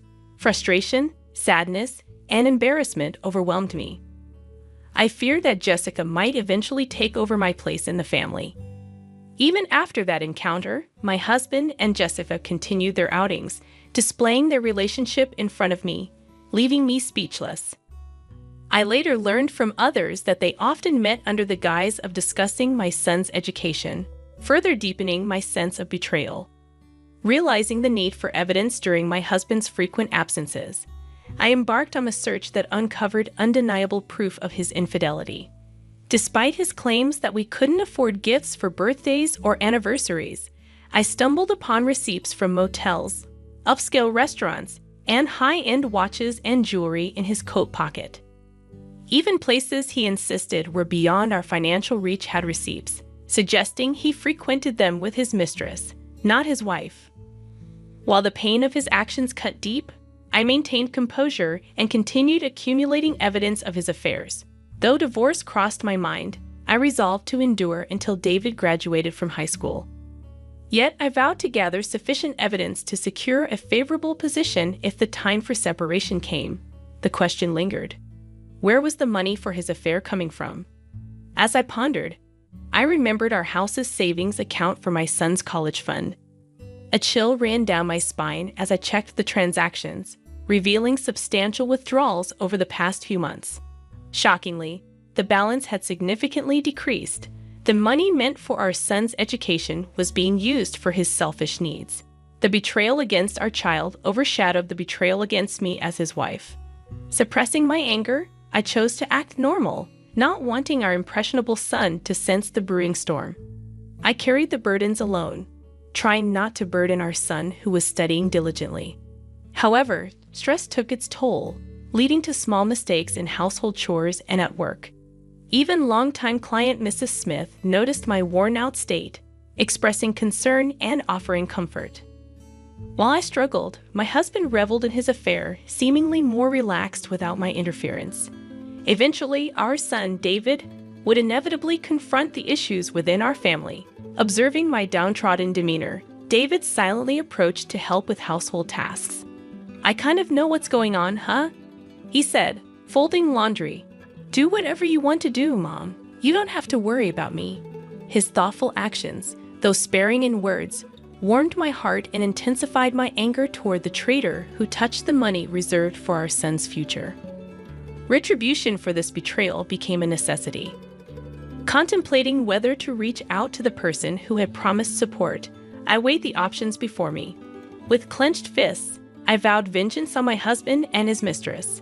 One evening, he suddenly announced a week-long work trip for training in another state. However, skepticism arose. The restaurant chain he worked for operated solely within our state, with no offices outside. His earlier boast about the job's perks included not having to relocate out of state. When my son casually mentioned a staff member from his club taking a week off, my husband's startled expression raised suspicions.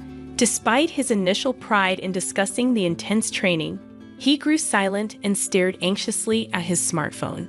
Since confirming his infidelity, I had been monitoring both him and Jessica.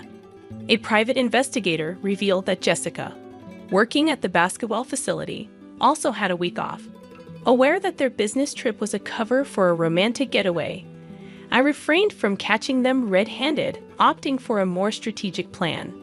Having planned something since discovering their intentions, I coordinated with my son, who was now on board.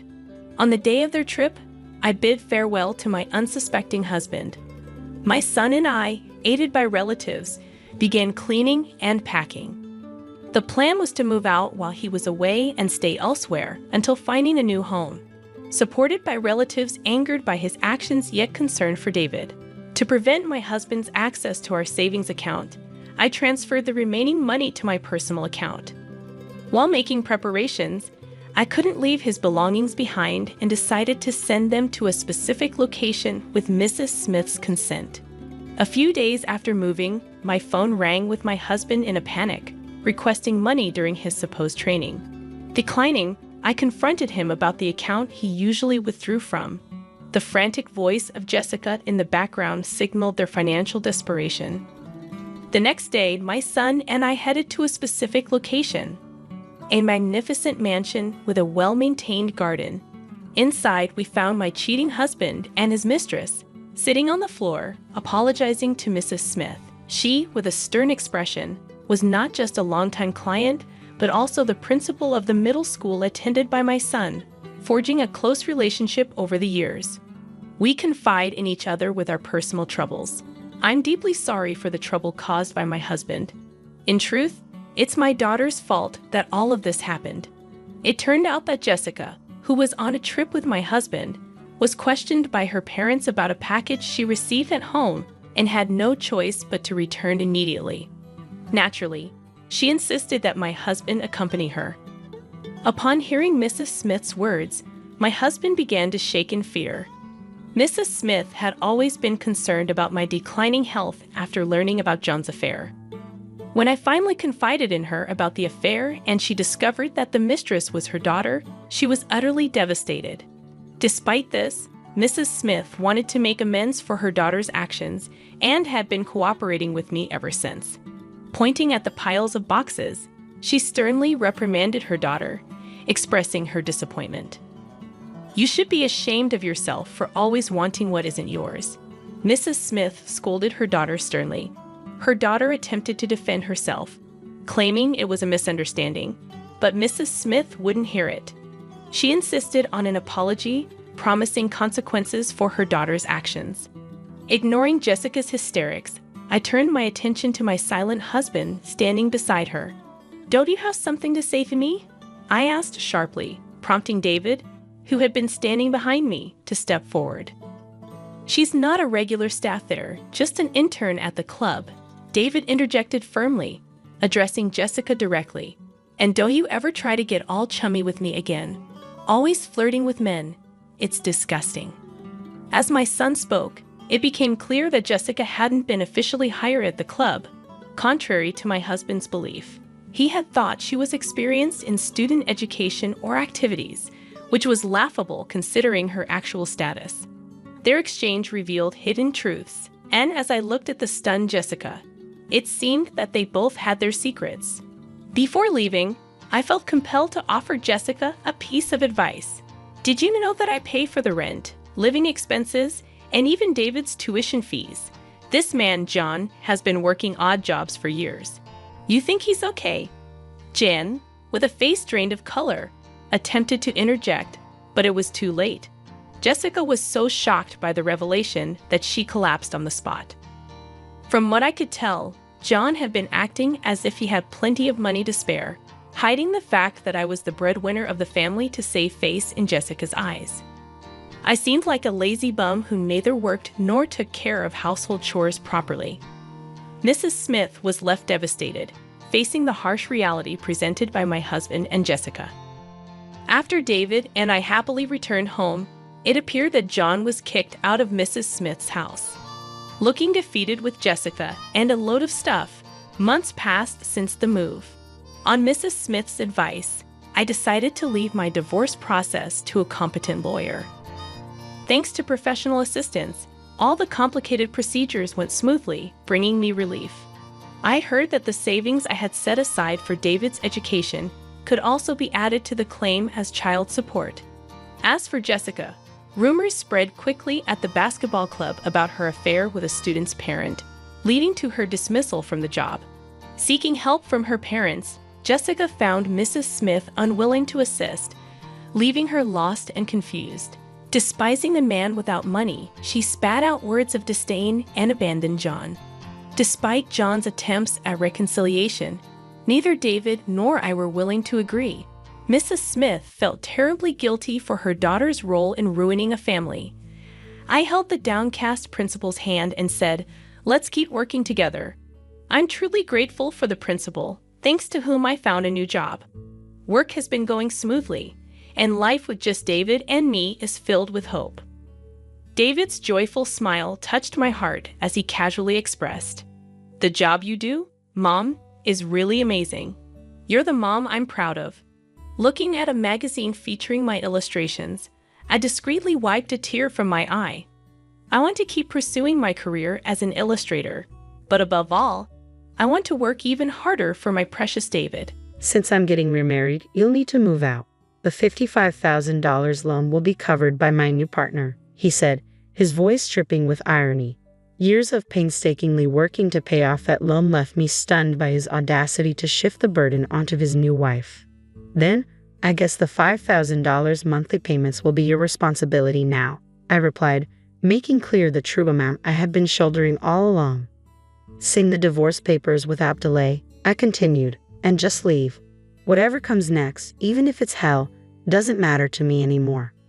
I'm Meg Smith, a 41-year-old housewife who works part-time. My husband Mike is 3 years older than me, and we've been married for 10 years. We first met while working at the same company. Back then, I was deeply engrossed in my career and had little interest in marriage or romance. However, after turning 30, a colleague who was contemplating going independent persuaded me to switch jobs.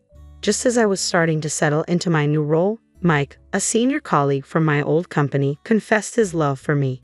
From the start, my relationship with Mike, who was in his mid-30s, was viewed through the lens of marriage. However, 2 years later, we tied the knot, largely due to pressure from those around us. My in-laws were incredibly supportive, treating me like their own daughter, which allowed me to continue working without concerns. A year after our marriage, we built a house that reflected our dreams and desires. Although it was a significant investment, we secured a loan with a manageable repayment plan. This major purchase solidified our commitment to supporting each other. For the first 2 years, we lived as a typical working couple.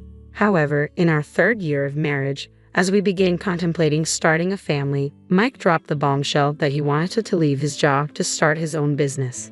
He had always dreamed of launching his business before turning 40 and had been quietly building his network and saving money.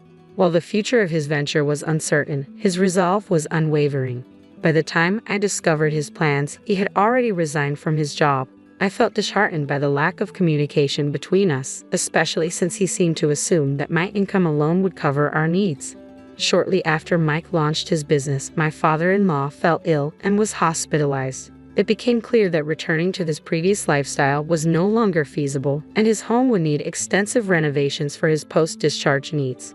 Although my in-laws insisted they could manage on their own, Mike decided that our family would cover all the expenses. I wanted to support my in-laws as much as possible, so I agreed to help, but covering the entire cost was a different story. Our household expenses surged, and I was left bewildered. Our income simply couldn't sustain such a large financial burden. Mike's business was struggling, with frequent contract cancellations and few new opportunities. His income had dwindled to nearly nothing, and I was left to handle all living expenses and loan payments with my salary. Despite being nearly unemployed, Mike remained indifferent to our financial strain, dismissing my concerns and treating the situation as if it were someone else's problem. Our credit card bills began to soar as Mike frequently went out drinking, claiming it was for client relations. Faced with the possibility of spending our lives just paying off loans, I suggested we either sell the house or shut down the struggling business. Mike dismissed my proposals, insisting, "We're not on the brink of ruin. This is a time to endure." The only reason we were managing it all was because of my salary, and I was the one bearing the brunt of our financial strain. Mike couldn't grasp this reality. Eventually, I felt it was pointless to discuss anything with him as long as payments were made on time.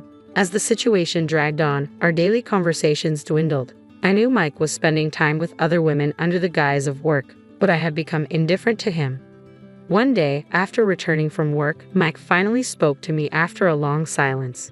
With a smirk, he waved a piece of paper in front of me and said, "I've decided to divorce you. Please sign here." I took a deep breath and responded calmly, accepting both his words and the divorce papers. It was likely because I had been contemplating proposing a divorce myself if he hadn't acted first. "Can we wait a moment? I just got home. Let's discuss this in the living room," I suggested. "I thought you wanted to talk, but now you're rushing me," he asked, his tone irritated. "I don't need any unnecessary conversation. Just get it over with," he snapped back. Deliberately took my time moving to the living room, sensing Mike's growing impatience. I resented how everything was unfolding on his terms and decided to prolong the moment a bit longer.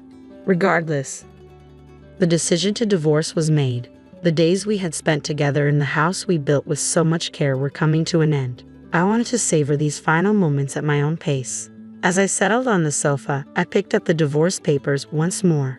They seemed flimsy compared to the marriage registration we had signed a decade ago, possibly reflecting my current state of mind. "How long are you going to just stare at them?" Mike asked, his tone edged with irritation. "I have a question. What are your plans after the divorce?" "What do you mean? What am I going to do? Are you saying you're having second thoughts about the divorce?" "I'm going through with the divorce, but can we at least have a brief conversation before it's finalized? I'm planning to remarry, after all." "Remarrying, huh? So there's someone else. She must be young, attractive, and financially successful, unlike me, an old lady who didn't even have children with you. So you're planning to take advantage of her next." "Take advantage of her? What do you think of me?" "I'm simply laying out the facts. I've always handled the finances and you never had to worry about payments. Yet you act so superior. I can lead a better life without someone like you. The divorce is actually a favor for me." Sure. I'll brush off your bitter remarks as the ramblings of someone who's lost. Maybe I should have said more. "Keep talking. The divorce is final, and I won't have to see your face much longer. So please move out by the end of the week." "I'm leaving today. I can't stand hearing your voice any longer. By the way, does your new girlfriend know about the loans you're carrying?" "Of course she does. She's agreed to contribute $500 a month for living here. It's no big deal for her. She won't struggle with the loan payments like you did." "Understood." After signing the divorce papers, I decided to leave with my belongings already packed. I'll leave the remaining furniture behind as part of the asset division. Dispose of it if you don't need it. Just go. And best wishes to your new girlfriend. Handling a $5,000 monthly loan payment will be challenging, but good luck. By the way, I've left a note detailing the loan information for her.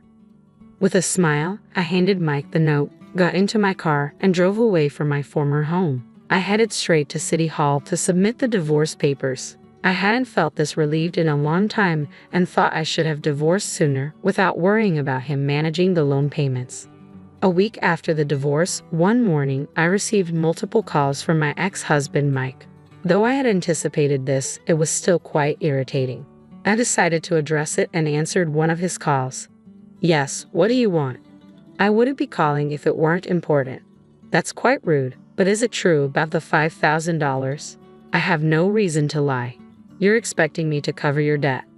I sighed deeply at his words. Maybe I should have explained everything more clearly instead of just relying on the note. Despite the inconvenience, all the details are laid out in that note. I thought you'd understand it if you read it. I'm calling because I still don't get it, even after reading. I'll break it down for you. Besides the mortgage on the house, there are the renovation costs for your parents' home that you chose, the personal loan for your father's medical expenses, the business loan for your venture, and the credit card debt you accrued, all under your name. If there were only a mortgage, I could have managed that, but there's much more. If you have doubts, you can verify it. I helped because I was your wife, but now that we're not, it's no longer my concern. I told you when I left that there's a monthly payment of $5,000. You must think this is a joke. You spent money like it was nothing. Did you ever consider these payments? Well, you'll have to deal with it with your new girlfriend. That's why you divorced me, right? Actually, she broke up with me. She said $5,000 a month is too much. I figured as much. It's understandable. Even someone with a high income would rarely agree to take on a $5,000 monthly payment for debts they didn't incur. No one wants to pay 10 times the value of a house over many years. Did you really earn that much after changing jobs? Yes, my salary increased fivefold after changing jobs, but all that income went straight to repayments. I didn't realize you were making so much. I wouldn't have suggested divorce if I had known. It's not that you didn't know, you just weren't interested. After I switched jobs, you never asked about my work or my salary. You should have brought it up yourself. You never discussed your income either, even when we worked together. You barely communicated. Once you went independent and had little to no income, yet continued to spend recklessly, I figured it was pointless to bring it up. Let's start over.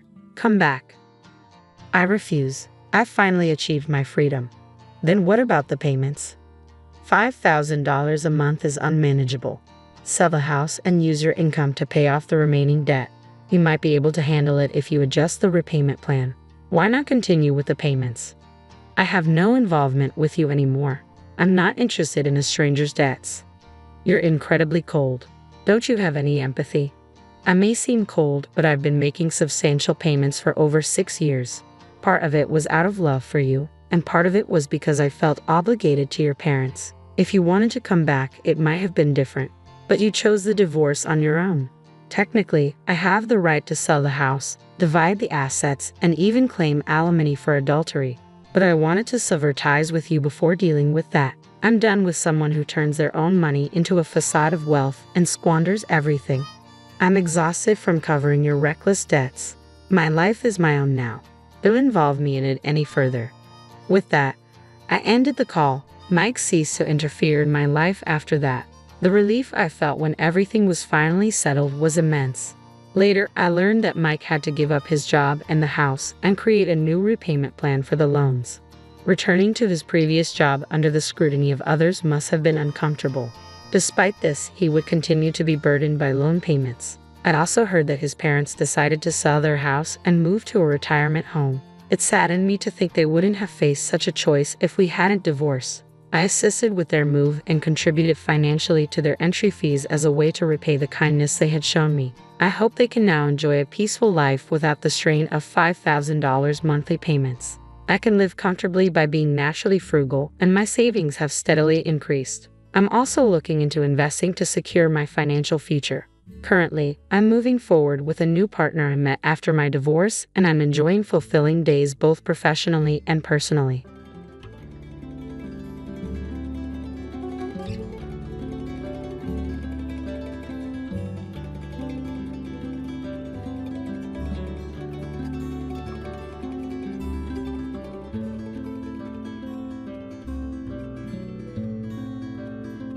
You'll be fine going to the hospital alone, right? I swear I'll send you straight to hell. My name is Lisa, and I'm currently 9 months pregnant. It's my first time giving birth, so while I'm filled with anxiety, I feel truly blessed about welcoming a new member into our family. My husband, David, is a white-collar worker and has weekends off. However, he doesn't offer much support around the house or help with shopping. This is because he usually goes back to his parents' home on weekends. David has a deep bond with his in-laws, and since their home is nearby, he spends almost every weekend there without any specific reason. Since becoming pregnant, I've been cautious about lifting heavy objects. For instance, when buying heavy items like rice, understanding friends often help out. My daily routine starts by waking up early, preparing breakfast for David, and seeing him off to work.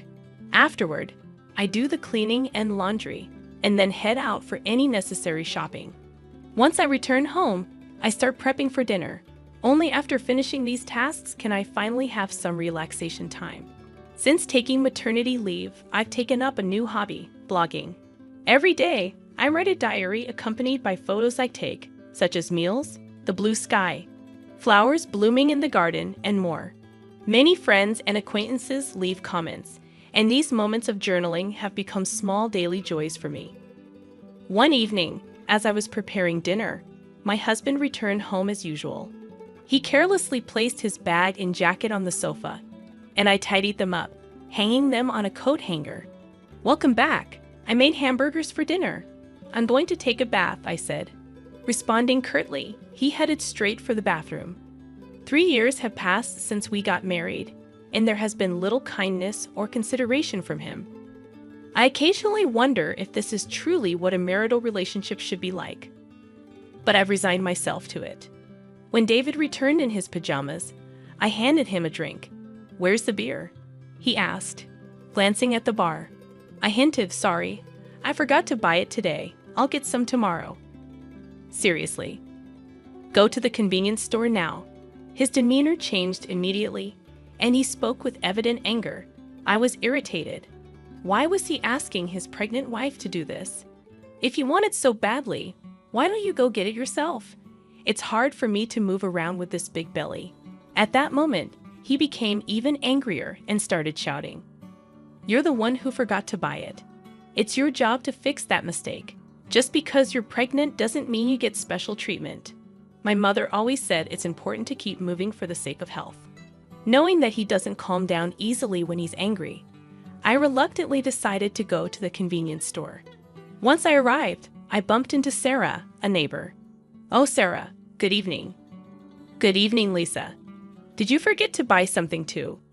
I ran out of sauce, so I came here. Sarah's cheerful voice slightly lifted my spirits. My husband really wanted beer, and he told me to buy it. Why didn't he just go himself? That's what I said, but it didn't get through to him. It sounds like you're having a tough time, Lisa. After walking together for a bit, Sarah and I parted ways at a crossroad. When I returned home, David was lounging on the sofa, watching TV, having not even cleaned up after dinner. Why did it take you so long? What were you dawdling around for? Give me the beer. David's disgruntled voice and his insensitive remarks made my heart ache. However, I handed him the beer without a word and began cleaning up after the meal. How could he say such things to me, especially when I'm pregnant? I felt the urge to retort, but I didn't want another shouting match, so I remained silent. Afterward, I had my dinner, took a relaxing bath, and headed to the bedroom. The next morning, David acted as if nothing had happened. It seems he's the type to forget everything after a good night's sleep. However, I couldn't forget his words from the previous night, and I consciously ignored him. Why are you making that face so early in the morning? Don't take it out on me. I'm heading to work now, so be a bit considerate. You know the importance of appreciation, right? Due to what he said, I was filled with the urge to retort, that applies to you, doesn't it? But out of shock and disbelief, all I could do was sigh deeply and see him off. Be careful, right? I won't eat dinner tonight. See you. Without any explanation, David left in a hurry. After seeing him off, I took care of household chores and went shopping as usual. However, since David mentioned he wouldn't be having dinner, I decided to prepare something simple just for myself. Then, as I was about to start my meal alone in the evening, I heard David's unexpected return and rushed to the entrance. I'm back. Thanks for your hard work, but you said you didn't eat dinner today, right? Yeah, but my drinking party got canceled. I'm hungry. You have something to eat, right? Well, I only prepared a meal for myself today. Upon hearing this, David's face contorted with anger. Didn't you even consider the possibility I might come back? This is unbelievable. Saying that, he moved to the dining table, and upon seeing the dinner I prepared, his mood worsened. What do you call this a meal? I seriously question if you're properly doing your duties as a housewife. Don't waste the money I'm working for. I quickly prepared something for myself. Please don't get mad like this. Maybe you should learn proper cooking from my mom. Honestly, I've always found your cooking lacking. Again, he always compares me to his mother. Doesn't he realize how hurtful these comparisons can be? I can't eat this. Go buy something. Hearing this, my heart sank further. What does he think of me? It's already night, and I've taken a bath. Can't you go buy it yourself? Forget it. You forgot to buy beer yesterday, didn't prepare dinner today. It's so frustrating. I'm going back to my parents' place. David stormed out and left alone in the house. I strangely felt a sense of relief. The next morning, as I expected, I received an angry call from David's mother. How can you not serve David a proper meal? This feels like moral harassment, if not worse. I explained what happened yesterday, but she wasn't accepting it.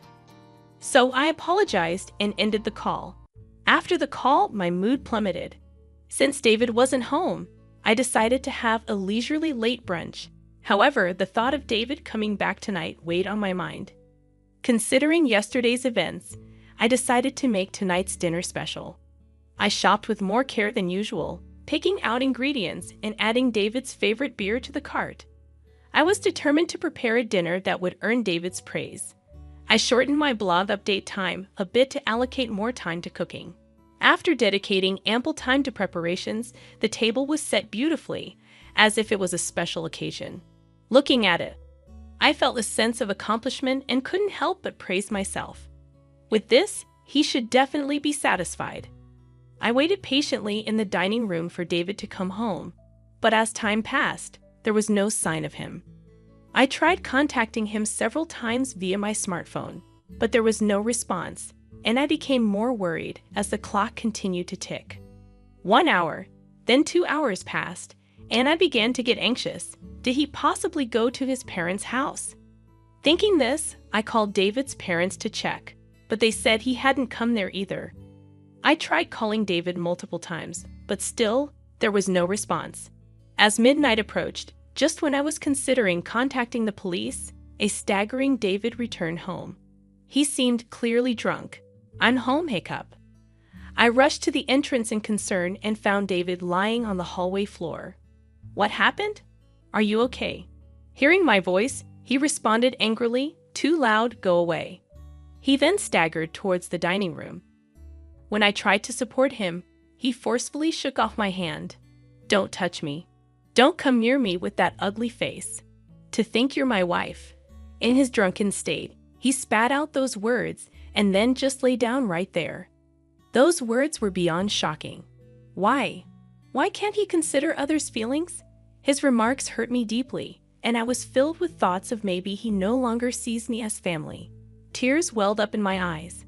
I put so much effort into cooking, it was all for nothing. With that thought, I had my dinner alone and enveloped in loneliness. The next morning, David woke up as if nothing had happened. "My head hurts. I guess I drank too much." "But why did you leave me in the hallway?" "You chose to lie down there, David. It's not my fault." "Aren't you my wife? At least take care of me when I'm drunk." David's words made me wonder why he always blames me right away. If you weren't going to eat at home, you could have at least let me know. I had prepared a nice meal, and I called you multiple times. Why didn't you answer? Then David replied nonchalantly, "My drinking party from the day before got rescheduled to yesterday. Do I have to report everything? Besides, you know how hard it is to pick up the phone during a gathering. Think about my situation." With every word David said, my heart got colder and my expectations of him diminished. That way, I won't feel hurt or disappointed anymore. This thought lingered in my mind that I'm taking a break and going back to my parents' home tomorrow. Being with you lately feels unpleasant and boring. Seeing David's attitude of looking down on me made me increasingly consider the option of divorce. Our baby is due soon, and my heart races in anticipation. Even though I've heard stories about the pains of labor from friends, my excitement to meet the new life inside me overshadows those concerns. The neighbors often encourage me with words like, "It's just a little while longer," which brightens my mood.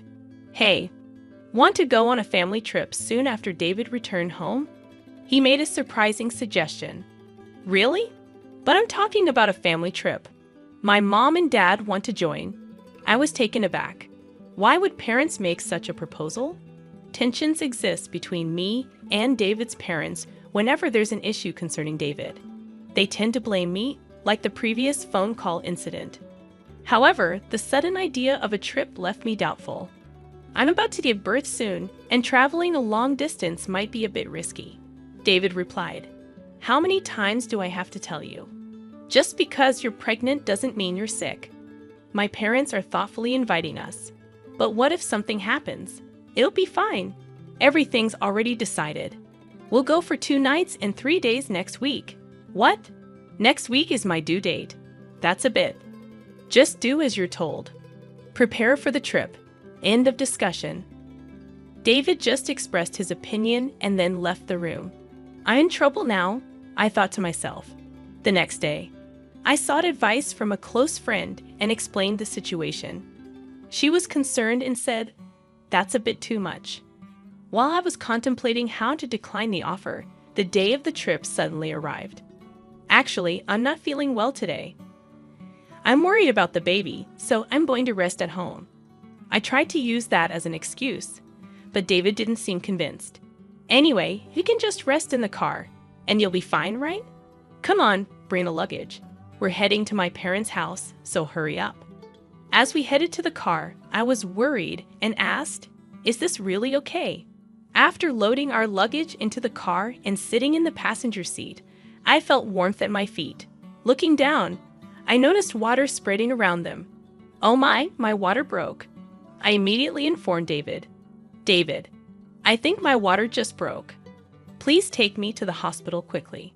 Taken aback by the situation, David exclaimed, "Are you serious?" "Yes, I'm serious. We need to go to the hospital now. The baby might be coming." While trying to clean up the water with a towel in the car, David suddenly opened the passenger door. "David, what are you doing? We need to go to the hospital. Get out, you're going to make a mess in the car." I was in complete shock. "What are you saying?" I said, "Get out. I need to clean the car." Then David forcefully pulled me out of the car. In this unbelievable situation, David said, "I can't believe this. We were supposed to be on a family trip. Just go to the hospital by yourself." I was too shocked to say anything as I called out to David, "Wait, how can you leave me here like this?" He drove away, leaving me behind. Feeling overwhelmed, I quickly dialed for an ambulance. When someone approached, asking, "Lisa, are you okay?" It was Sarah, looking concerned. Sarah immediately recognized my predicament and arranged for a special taxi, comforting me throughout. Grateful for her kindness, tears streamed down my face. Soon after, I safely arrived at the hospital, thanks to Sarah's help. On the way, she held my hand and cheered me up, staying by my side until I was taken to my room. While being transferred, I made a silent vow. I will make him pay for this.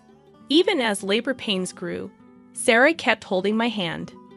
Furthermore, she contacted my parents, who soon arrived at the hospital and looked deeply concerned.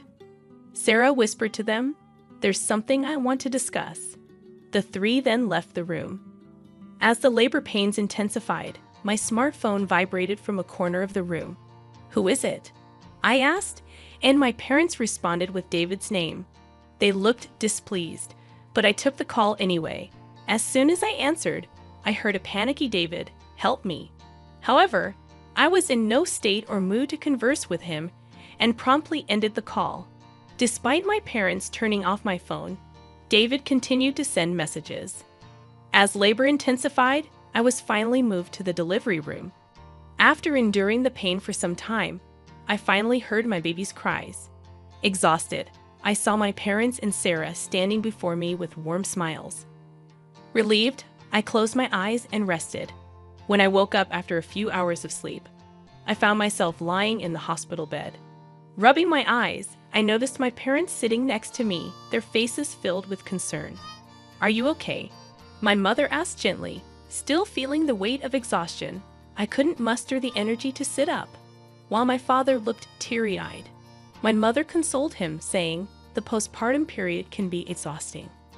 Witnessing this heartwarming scene, a smile formed on my face. "How's the baby?" I inquired. My parents informed me that the baby was undergoing some tests but would be back in the room soon. However, I noticed Sarah wasn't present. Responding to my unspoken question, my mother remarked, "Sarah left a little while ago."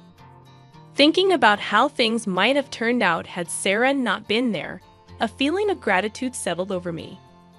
I made a promise with my parents that after being discharged, I would visit Sarah to express my gratitude. Turning on my smartphone to inform my friends about the birth, I was met with an overwhelming number of missed calls, mostly from David. The sheer number left me momentarily stunned, but I felt no hope or expectation from his calls. So I closed the notifications without hesitation. One of my friends visited the hospital room to congratulate me on the birth. As she rejoiced and extended her genuine wishes, I opened up about the recent incidents with David. After hearing the story, she expressed both shock and anger, half-jokingly saying she'd like to punish him a bit. But she also emphasized that my health and rest were paramount, chatted with me for a while, and then left. My parents, already briefed by Sarah about the whole episode, asked, "What are you planning to do next?" I shared my thoughts about my relationship with David and told my parents I'm considering divorce. They respected my decision and provided their support. Upon my discharge, I planned to stay at my parents' house, where they had prepared a room for me. Meanwhile, David seemed to have visited the hospital, but as I had informed the hospital staff that I didn't wish to see him, he wasn't allowed in. The next day, Sarah came to my hospital room holding a fruit basket. "Sarah, you came!" I exclaimed with delight. "You seem to be recovering well, but remember not to overexert yourself. Postpartum fatigue can be quite profound," she advised. Feeling comforted by Sarah's words, I sighed with relief, taking the fruit basket from her. "Sarah, thank you so much for helping me. I don't know what would have happened if you weren't there." I expressed my deep gratitude as I bowed deeply. Sarah gently laughed, saying, "What's most important is that both you and the baby are healthy. I just want a small hand. Regardless, I'm forever grateful. Once things settle down, I'll come over to thank you properly."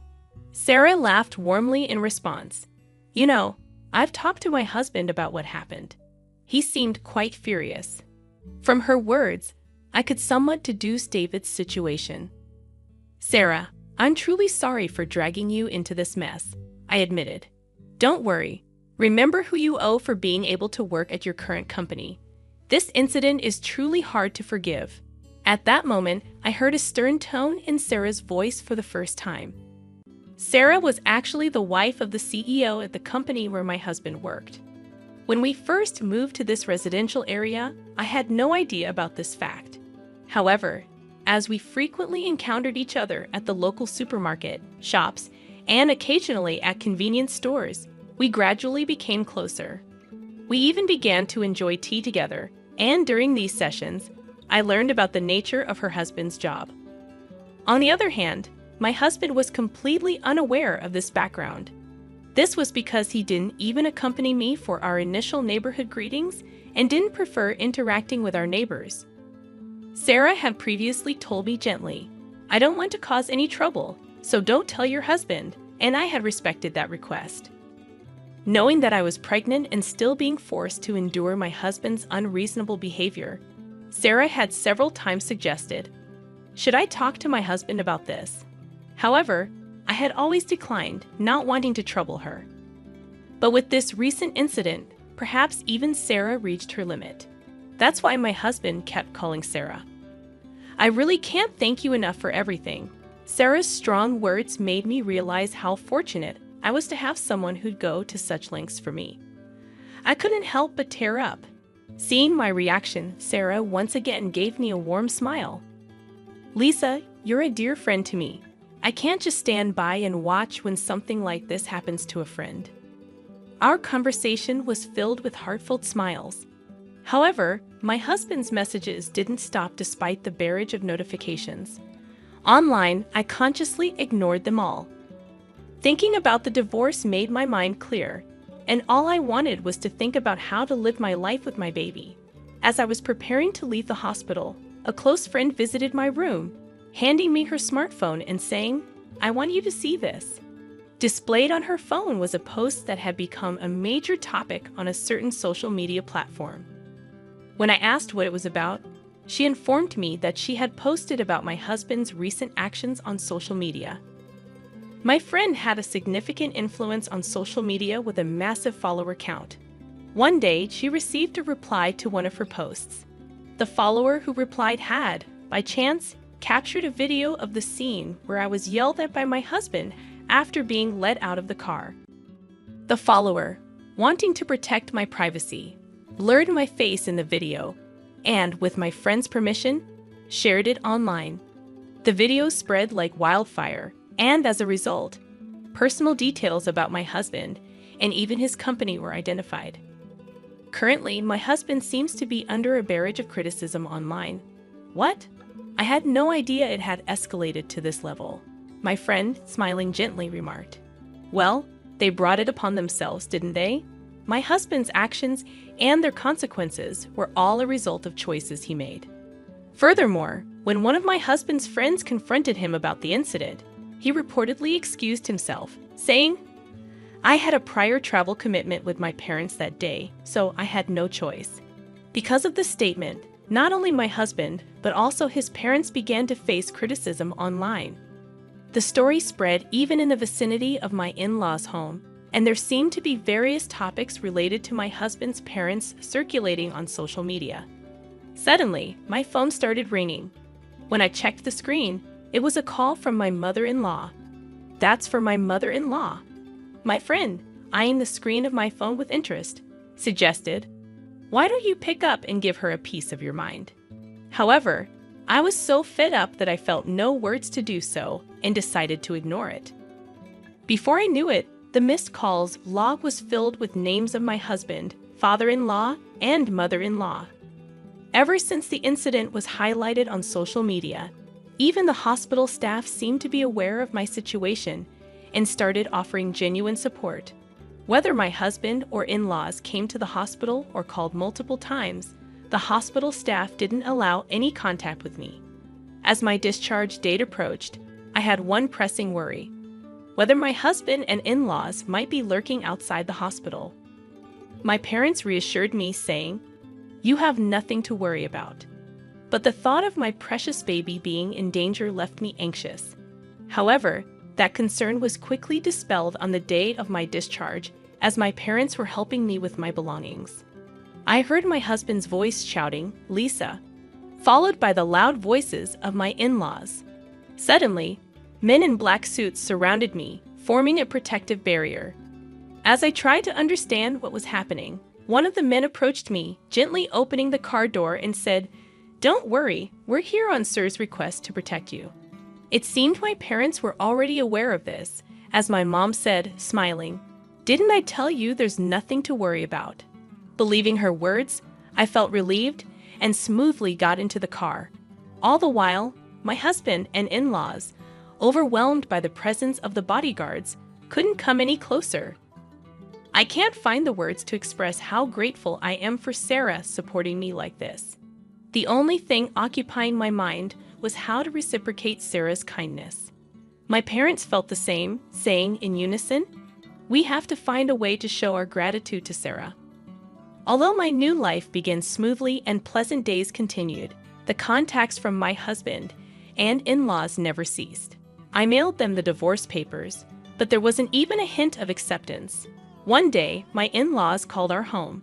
It seems my father answered, and they addressed him with the attitude of, "She became a part of our family, so no matter how she's treated, she shouldn't complain." When my father angrily retorted to their statement, it seems they were taken aback and quickly hung up. While discussing how to handle this with my parents, I decided that seeking professional assistance was the best course of action and resolved to consult a lawyer. Coincidentally, my father was acquainted with a lawyer, and when we explained our situation, he graciously promised to help. I informed the lawyer about the video circulating on social media and detailed past events. When the lawyer reached out on our behalf, my husband was initially taken aback. However, over time, he became defiant. "We'll solve marital issues ourselves. We don't need a lawyer," he argued in a fled tone. However, the lawyer calmly responded, "I'm acting upon Lisa's request. Any future communication should be directed to me. It's up to Lisa, my client, to decide whether or not she wants to involve a lawyer." My husband was at a loss for words, though initially refusing to divorce.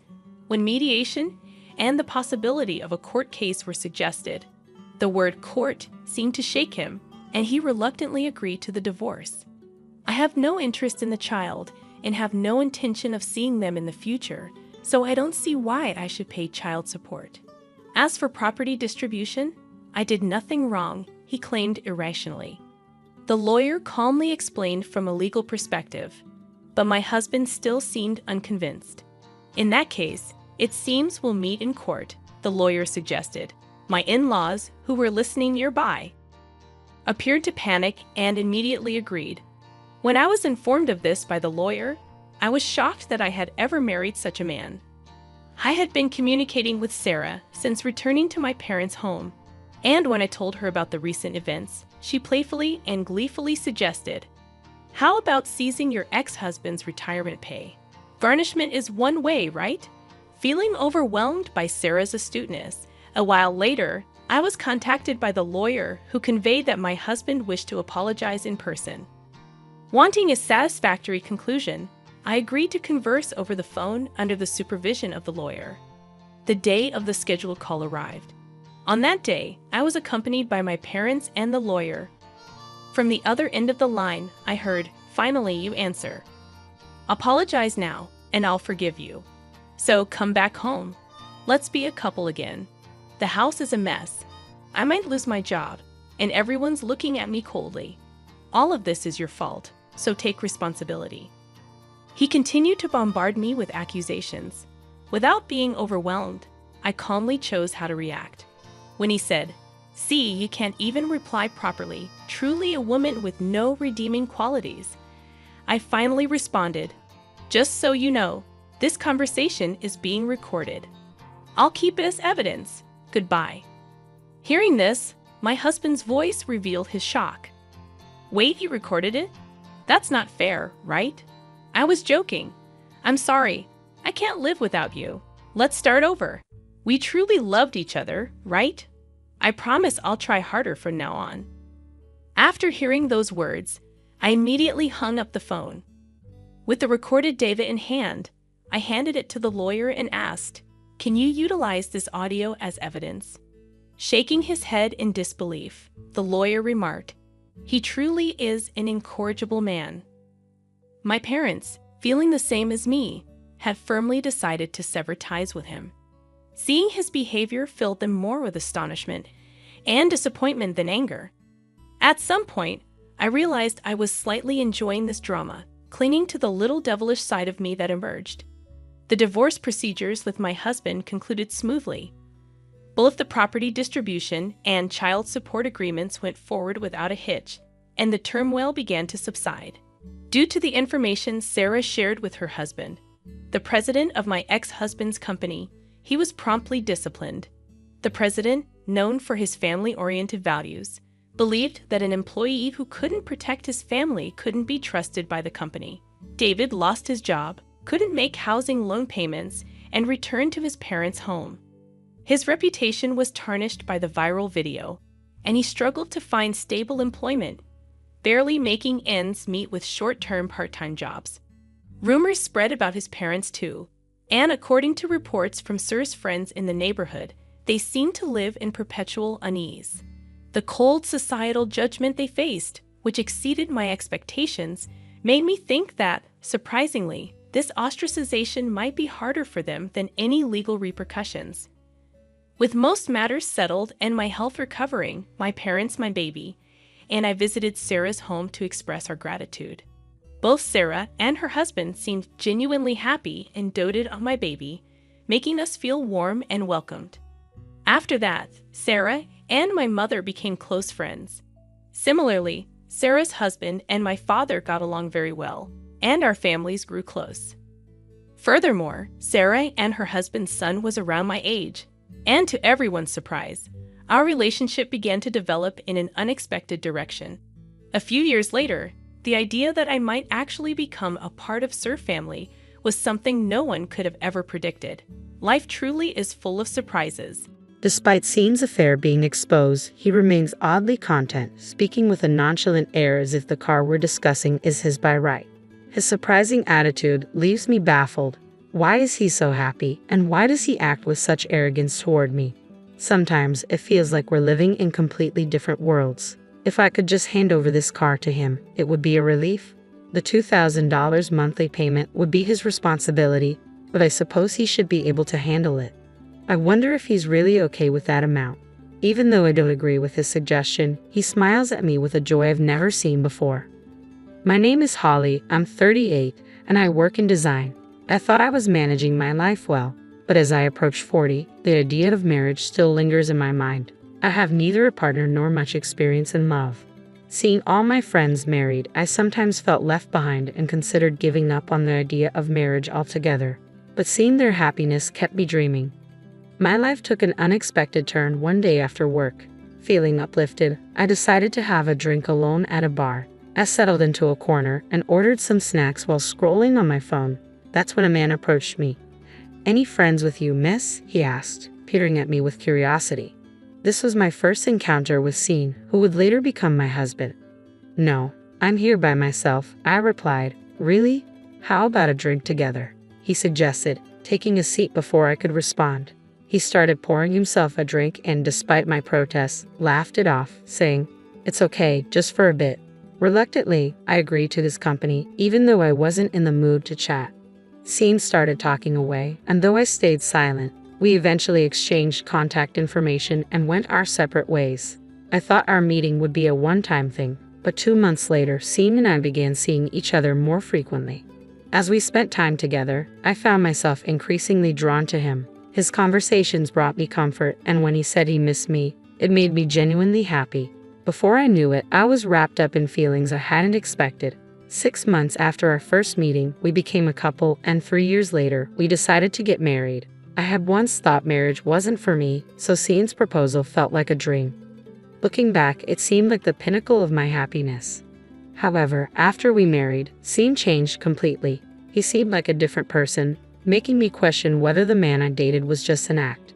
About a month into our marriage, Scene became distant, often coming home late. When I asked about dinner, his responses were always indifferent. "Whatever," he would say. Concerned, I asked if he was okay, but he would just brush me off, saying, "Leave me alone. It's none of your business." His behavior grew worse over time. He started coming home even later, citing overtime or drinking parties as excuses.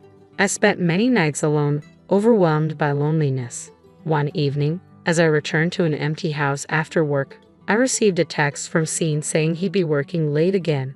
While I appreciated his message, the increase in his absences worried me. Had I done something wrong? Was he deliberately avoiding home because he was disillusioned? Scene eventually stopped coming home regularly. Our once slightly upscale apartment now felt like a lonely space. I found myself eating dinner alone and preparing meals for him, only for him to eat just a few bites before stopping. "What's wrong? Aren't you hungry?" I would ask, but his bad mood was a constant, leaving me to wonder how he ended up like this. I asked Scene about his recent change in attitude, and he responded bluntly, "To be honest, I don't find your cooking tasty at all." I was taken aback. Up until now, he'd always praised my cooking and even had seconds. On anniversaries, he preferred my homemade meals over dining out. So why this sudden shift? I apologized, saying, "Sorry, I didn't realize it was bad. I'll clean up right away." But he snapped, "Don't touch it," and continued eating, though he didn't seem to enjoy the meal, frowning the whole time. Since then, he started nitpicking about everything, from a coffee cup being out of place to a decorative picture slightly askew or a single strand of hair on the floor. I work too, so sometimes housework isn't perfect. I wonder if it's normal to be so fixated on trivial details. I've repeatedly told him that because of my job, housework might not always be flawless, but Scene won't listen. He always ends up shouting, "Just shut up and do as I say." The constant stress of dealing with his demands is building up, and I find myself questioning whether I should continue this marriage. The dissatisfaction with my imperfections and a swirl of emotions are making me consider divorce. However, the rarity of finding a partner at my age and the hassle of divorce proceedings make it hard to take action. I convinced myself that enduring is my role. Before we got married, I made a significant purchase, a luxury car from a renowned brand. It was bought on loan, as a lump sum payment was impossible. I'm not particularly obsessed with cars, but there was a specific model I'd always admired, and finally owning it made me incredibly happy. It motivated me to work hard, and I used it for commuting. Car enthusiast colleagues often chatted with me about it. Initially, Scene praised the car, saying it was a great purchase, but as his attitude changed, he began using it without asking. Even though Scene has his own car, he prefers mine, which is frustrating. Because of this, I've had to commute by train and walk for shopping. I tried to address the issue with him, saying, "I really wish you'd stop using my car without asking. I need it too." Scene dismissed my concerns, responding, "What's the big deal? It's fine if I use it." I replied, "It's not fine with me." He retorted, "I don't care about you. You're commuting by train now, so it's fine. Stop complaining. You have your own car, don't you? I prefer yours. Just let me use it without making such a fuss, Scene said, ending the conversation without listening to my concerns. The cost of train fares was quickly adding up, and walking from the station to home with a tired body was becoming increasingly difficult. My weekly shopping trips had turned into frequent errands as I struggled to carry heavy bags without the car. I'd even considered asking to use Scene's car, but he brushed off my request, saying, "That's my car. You wouldn't know how to handle it. Don't joke around." I felt it was unreasonable for one person to need two cars, but I couldn't argue with him. With his personality, even the slightest deviation in the car's position or seat adjustments would likely set him off, adding another layer of hassle. If I were younger, I might have fought back more, but now, I didn't have the energy. Scene continued his pattern of staying out late. He claimed he wasn't drinking because he was driving, but sometimes I could detect an unfamiliar perfume.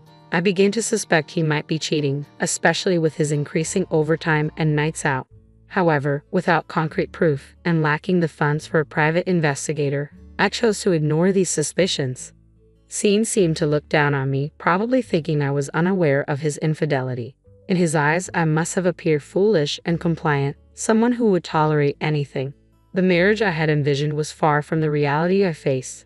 I had dreamed of a warm, caring home where we supported each other and spent weekends exploring new places together. I had hoped that the life I envisioned with Scene might someday become a reality, but it wasn't turning out that way. As I sighed and prepared another solitary dinner, I wondered if this was how my life would be from now on. Then something happened that drastically changed my situation. On a day when I finished work earlier than expected, I decided to head home without calling Scene. He usually wouldn't come home that night anyway. As I approached our house with a heavy heart, I noticed something strange. My car was parked in the driveway. It should have been Scene's car since he had been using mine. Curiosity got the better of me, so I approached the car and saw it slightly shaking. I should have gone inside, but instead, I moved closer and overheard Scene's voice along with a woman's voice from inside the car. I listened in, trying to make out their conversation. Scene asked, "Emma, do you love me?" To which the woman replied, "Of course I do." Her name was Emma. The conversation I had feared hearing was unfolding right before me. Scene said, "I want to divorce quickly and marry you."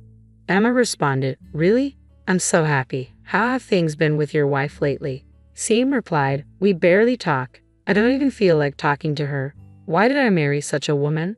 I'm always with you, so I can't have a proper conversation with my wife." Emma laughed, adding, "That's true." Feeling utterly humiliated, my heart ached with unbearable pain. I didn't want to hear more, so I quietly stood up and began to head home. But as I moved, my bag made a noise and Scene, noticing me, called out, "Hey, you! Why are you here?" I stammered, "Oh, I was just coming home early." Scene's expression darkened and Emma's irritation was palpable as she said, "You were eavesdropping. That's the worst." Scene got out of the car and confronted me. "You said you were working late today, right? Why are you home so early? When you say you're working late, you usually come back much later. Were you trying to deceive me?" "I wasn't trying to deceive you," I protested. "I really was working late. Besides, you're the one who's been sneaking around while I've been honest about my work schedule," I retorted, expecting Scene to be rattled by my accusations. However, with Emma sitting beside him, he seemed to have given up any pretense. "So what's the problem?" he asked defiantly. "There's a big problem," I said. "We're legally married, and what you're doing is clear infidelity. To think you brought another woman into my car." Scene shrugged dismissively. "So what? I'm using it now. This car is ours from now on." I was so taken aback that I couldn't respond. His blatant disregard and brazen attitude left me speechless. It was as if he was daring me to argue further. If he wanted the car, fine. Let him have it. I thought, if they want the car, they can take over the loan payments too. The loan is $2,000 a month. I hope he can manage that. In reality, I was paying $22,000 a month on the loan, which was a stretch but manageable with my income. It seemed absurd to keep paying for a car that Scene now claimed. "I'll give you the car," I said, "but you'll have to take over the loan payments." Scene's response was immediate. "Why should I? You should keep paying. Can't you afford it?"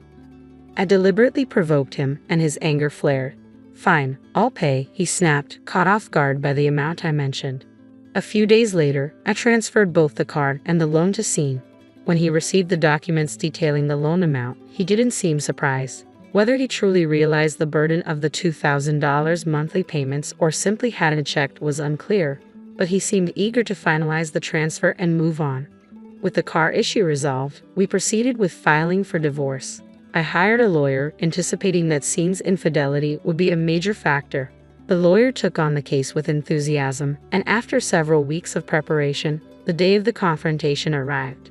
Scene was clearly furious, and Emma stood by his side, displaying an arrogant demeanor. I was advised multiple times that hiring a lawyer was excessive, but I knew it was necessary. As the case progressed, it became evident how Scene and Emma had met and what kind of person she was. Emma was the daughter of an executive at Scene's company and also worked there herself. Scene was aware of her background when they started their affair. Although Scene was clearly at fault for pursuing her, Emma was also complicit for engaging with a married man. I demanded a divorce, sought property division, and asked for compensation from Emma for the emotional distress she caused. Scene, seemingly desperate, offered to settle any demands I had, saying, "Property division, divorce, do whatever you want. How much is it? I'll pay if that's what you want." Emma, on the other hand, was adamant about not paying compensation. "Why should I pay? It was Scene who approached me first," she argued. "But you knew he was married when you got involved with him. I have suffered mental distress because of your actions. You can't avoid payment," I countered. Emma stubbornly refused, saying, "Absolutely not. What if this gets out to your parents or workplace?" I replied, "I could send evidence by mail if necessary." Emma dismissed my threat. "Evidence? Do whatever you like," she said, seemingly unconcerned. But I wasn't merely making empty threats. If she'd insisted she didn't care, I wouldn't hesitate to act. Since Scene and I were already finalizing the divorce, we completed the proceedings that day. Scene agreed to the property division, and we settled everything and went our separate ways. As promised, I sent the evidence to Emma's workplace. Apparently, Emma didn't believe I would actually follow through. I was later informed by my lawyer that she ended up having to pay compensation as well. After the divorce, I moved to a house closer to my company and relished the freedom from both personal turmoil and car loans. It was incredibly liberating not to worry about others' actions. Sometimes I wonder if my life would have been smoother had I not married Scene. There's a tinge of regret, but my colleagues at work often comment on how much more relaxed and content I look now. From now on, I plan to live quietly, focusing on my own well-being and financial independence. No more marriage for me. I have decided to live my life solely for myself. But about 3 months after the divorce, I was caught off guard when I suddenly received a call from Scene. Curious about the reason, I answered the phone. "Hello." "Hey, what's this all about?" Scene's voice was tense. "What's with this red envelope?" "A red envelope?" I wondered if it was some kind of demand notice. "Calm down and tell me what's wrong." Scene, clearly agitated, continued, "What's this red envelope about?" When I opened it, it was a demand for car loan payments. I was taken aback. "You've been paying $22,000 a month?" Scene replied, "I had no idea. I thought it was $2,000 a month. Didn't you know?" I said, "When we transferred the car's ownership and took out the loan, the amount was clear." "Maybe you didn't pay attention because I was managing the payments." Scene was frustrated. "I never imagined it would be $2,000 a month. Can't you continue making the payments now?" I responded, "Even if I continued making the payments, you'd end up using the car. We're divorced now. I'm not obligated to meet your demands. You insisted the car was yours in the first place. You can't just ask for payments now." Scene pleaded, "Don't be like that. We were married once. Even though we're divorced, we were in love, right? Help me out a little." I was incredulous. "In love? I've struggled for your sake all this time while you've lived as you please. Now you turn to your ex-wife for help. That's convenient. If you received a payment notice, you better get the money ready and settle it yourself." Scene lamented, "But I can't come up with that kind of money." I said firmly, "You're the one who promised to pay off the car loan. You need to take responsibility for your own words." Scene's anger was evident over the phone, but I had nothing more to say. I ended the call and refused to answer his subsequent calls. After ignoring him for a while, it seemed he eventually gave up as no more calls came through. 6 months later, I was still enjoying a comfortable life on my own. Moving closer to my office had made commuting easier, and I had more personal time to myself. I had taken up visiting art galleries as a new hobby and was enjoying my weekends exploring new exhibitions. One day, while I was relaxing, my smartphone rang with Scene's name flashing on the screen. I hesitated but eventually answered, wondering what he wanted.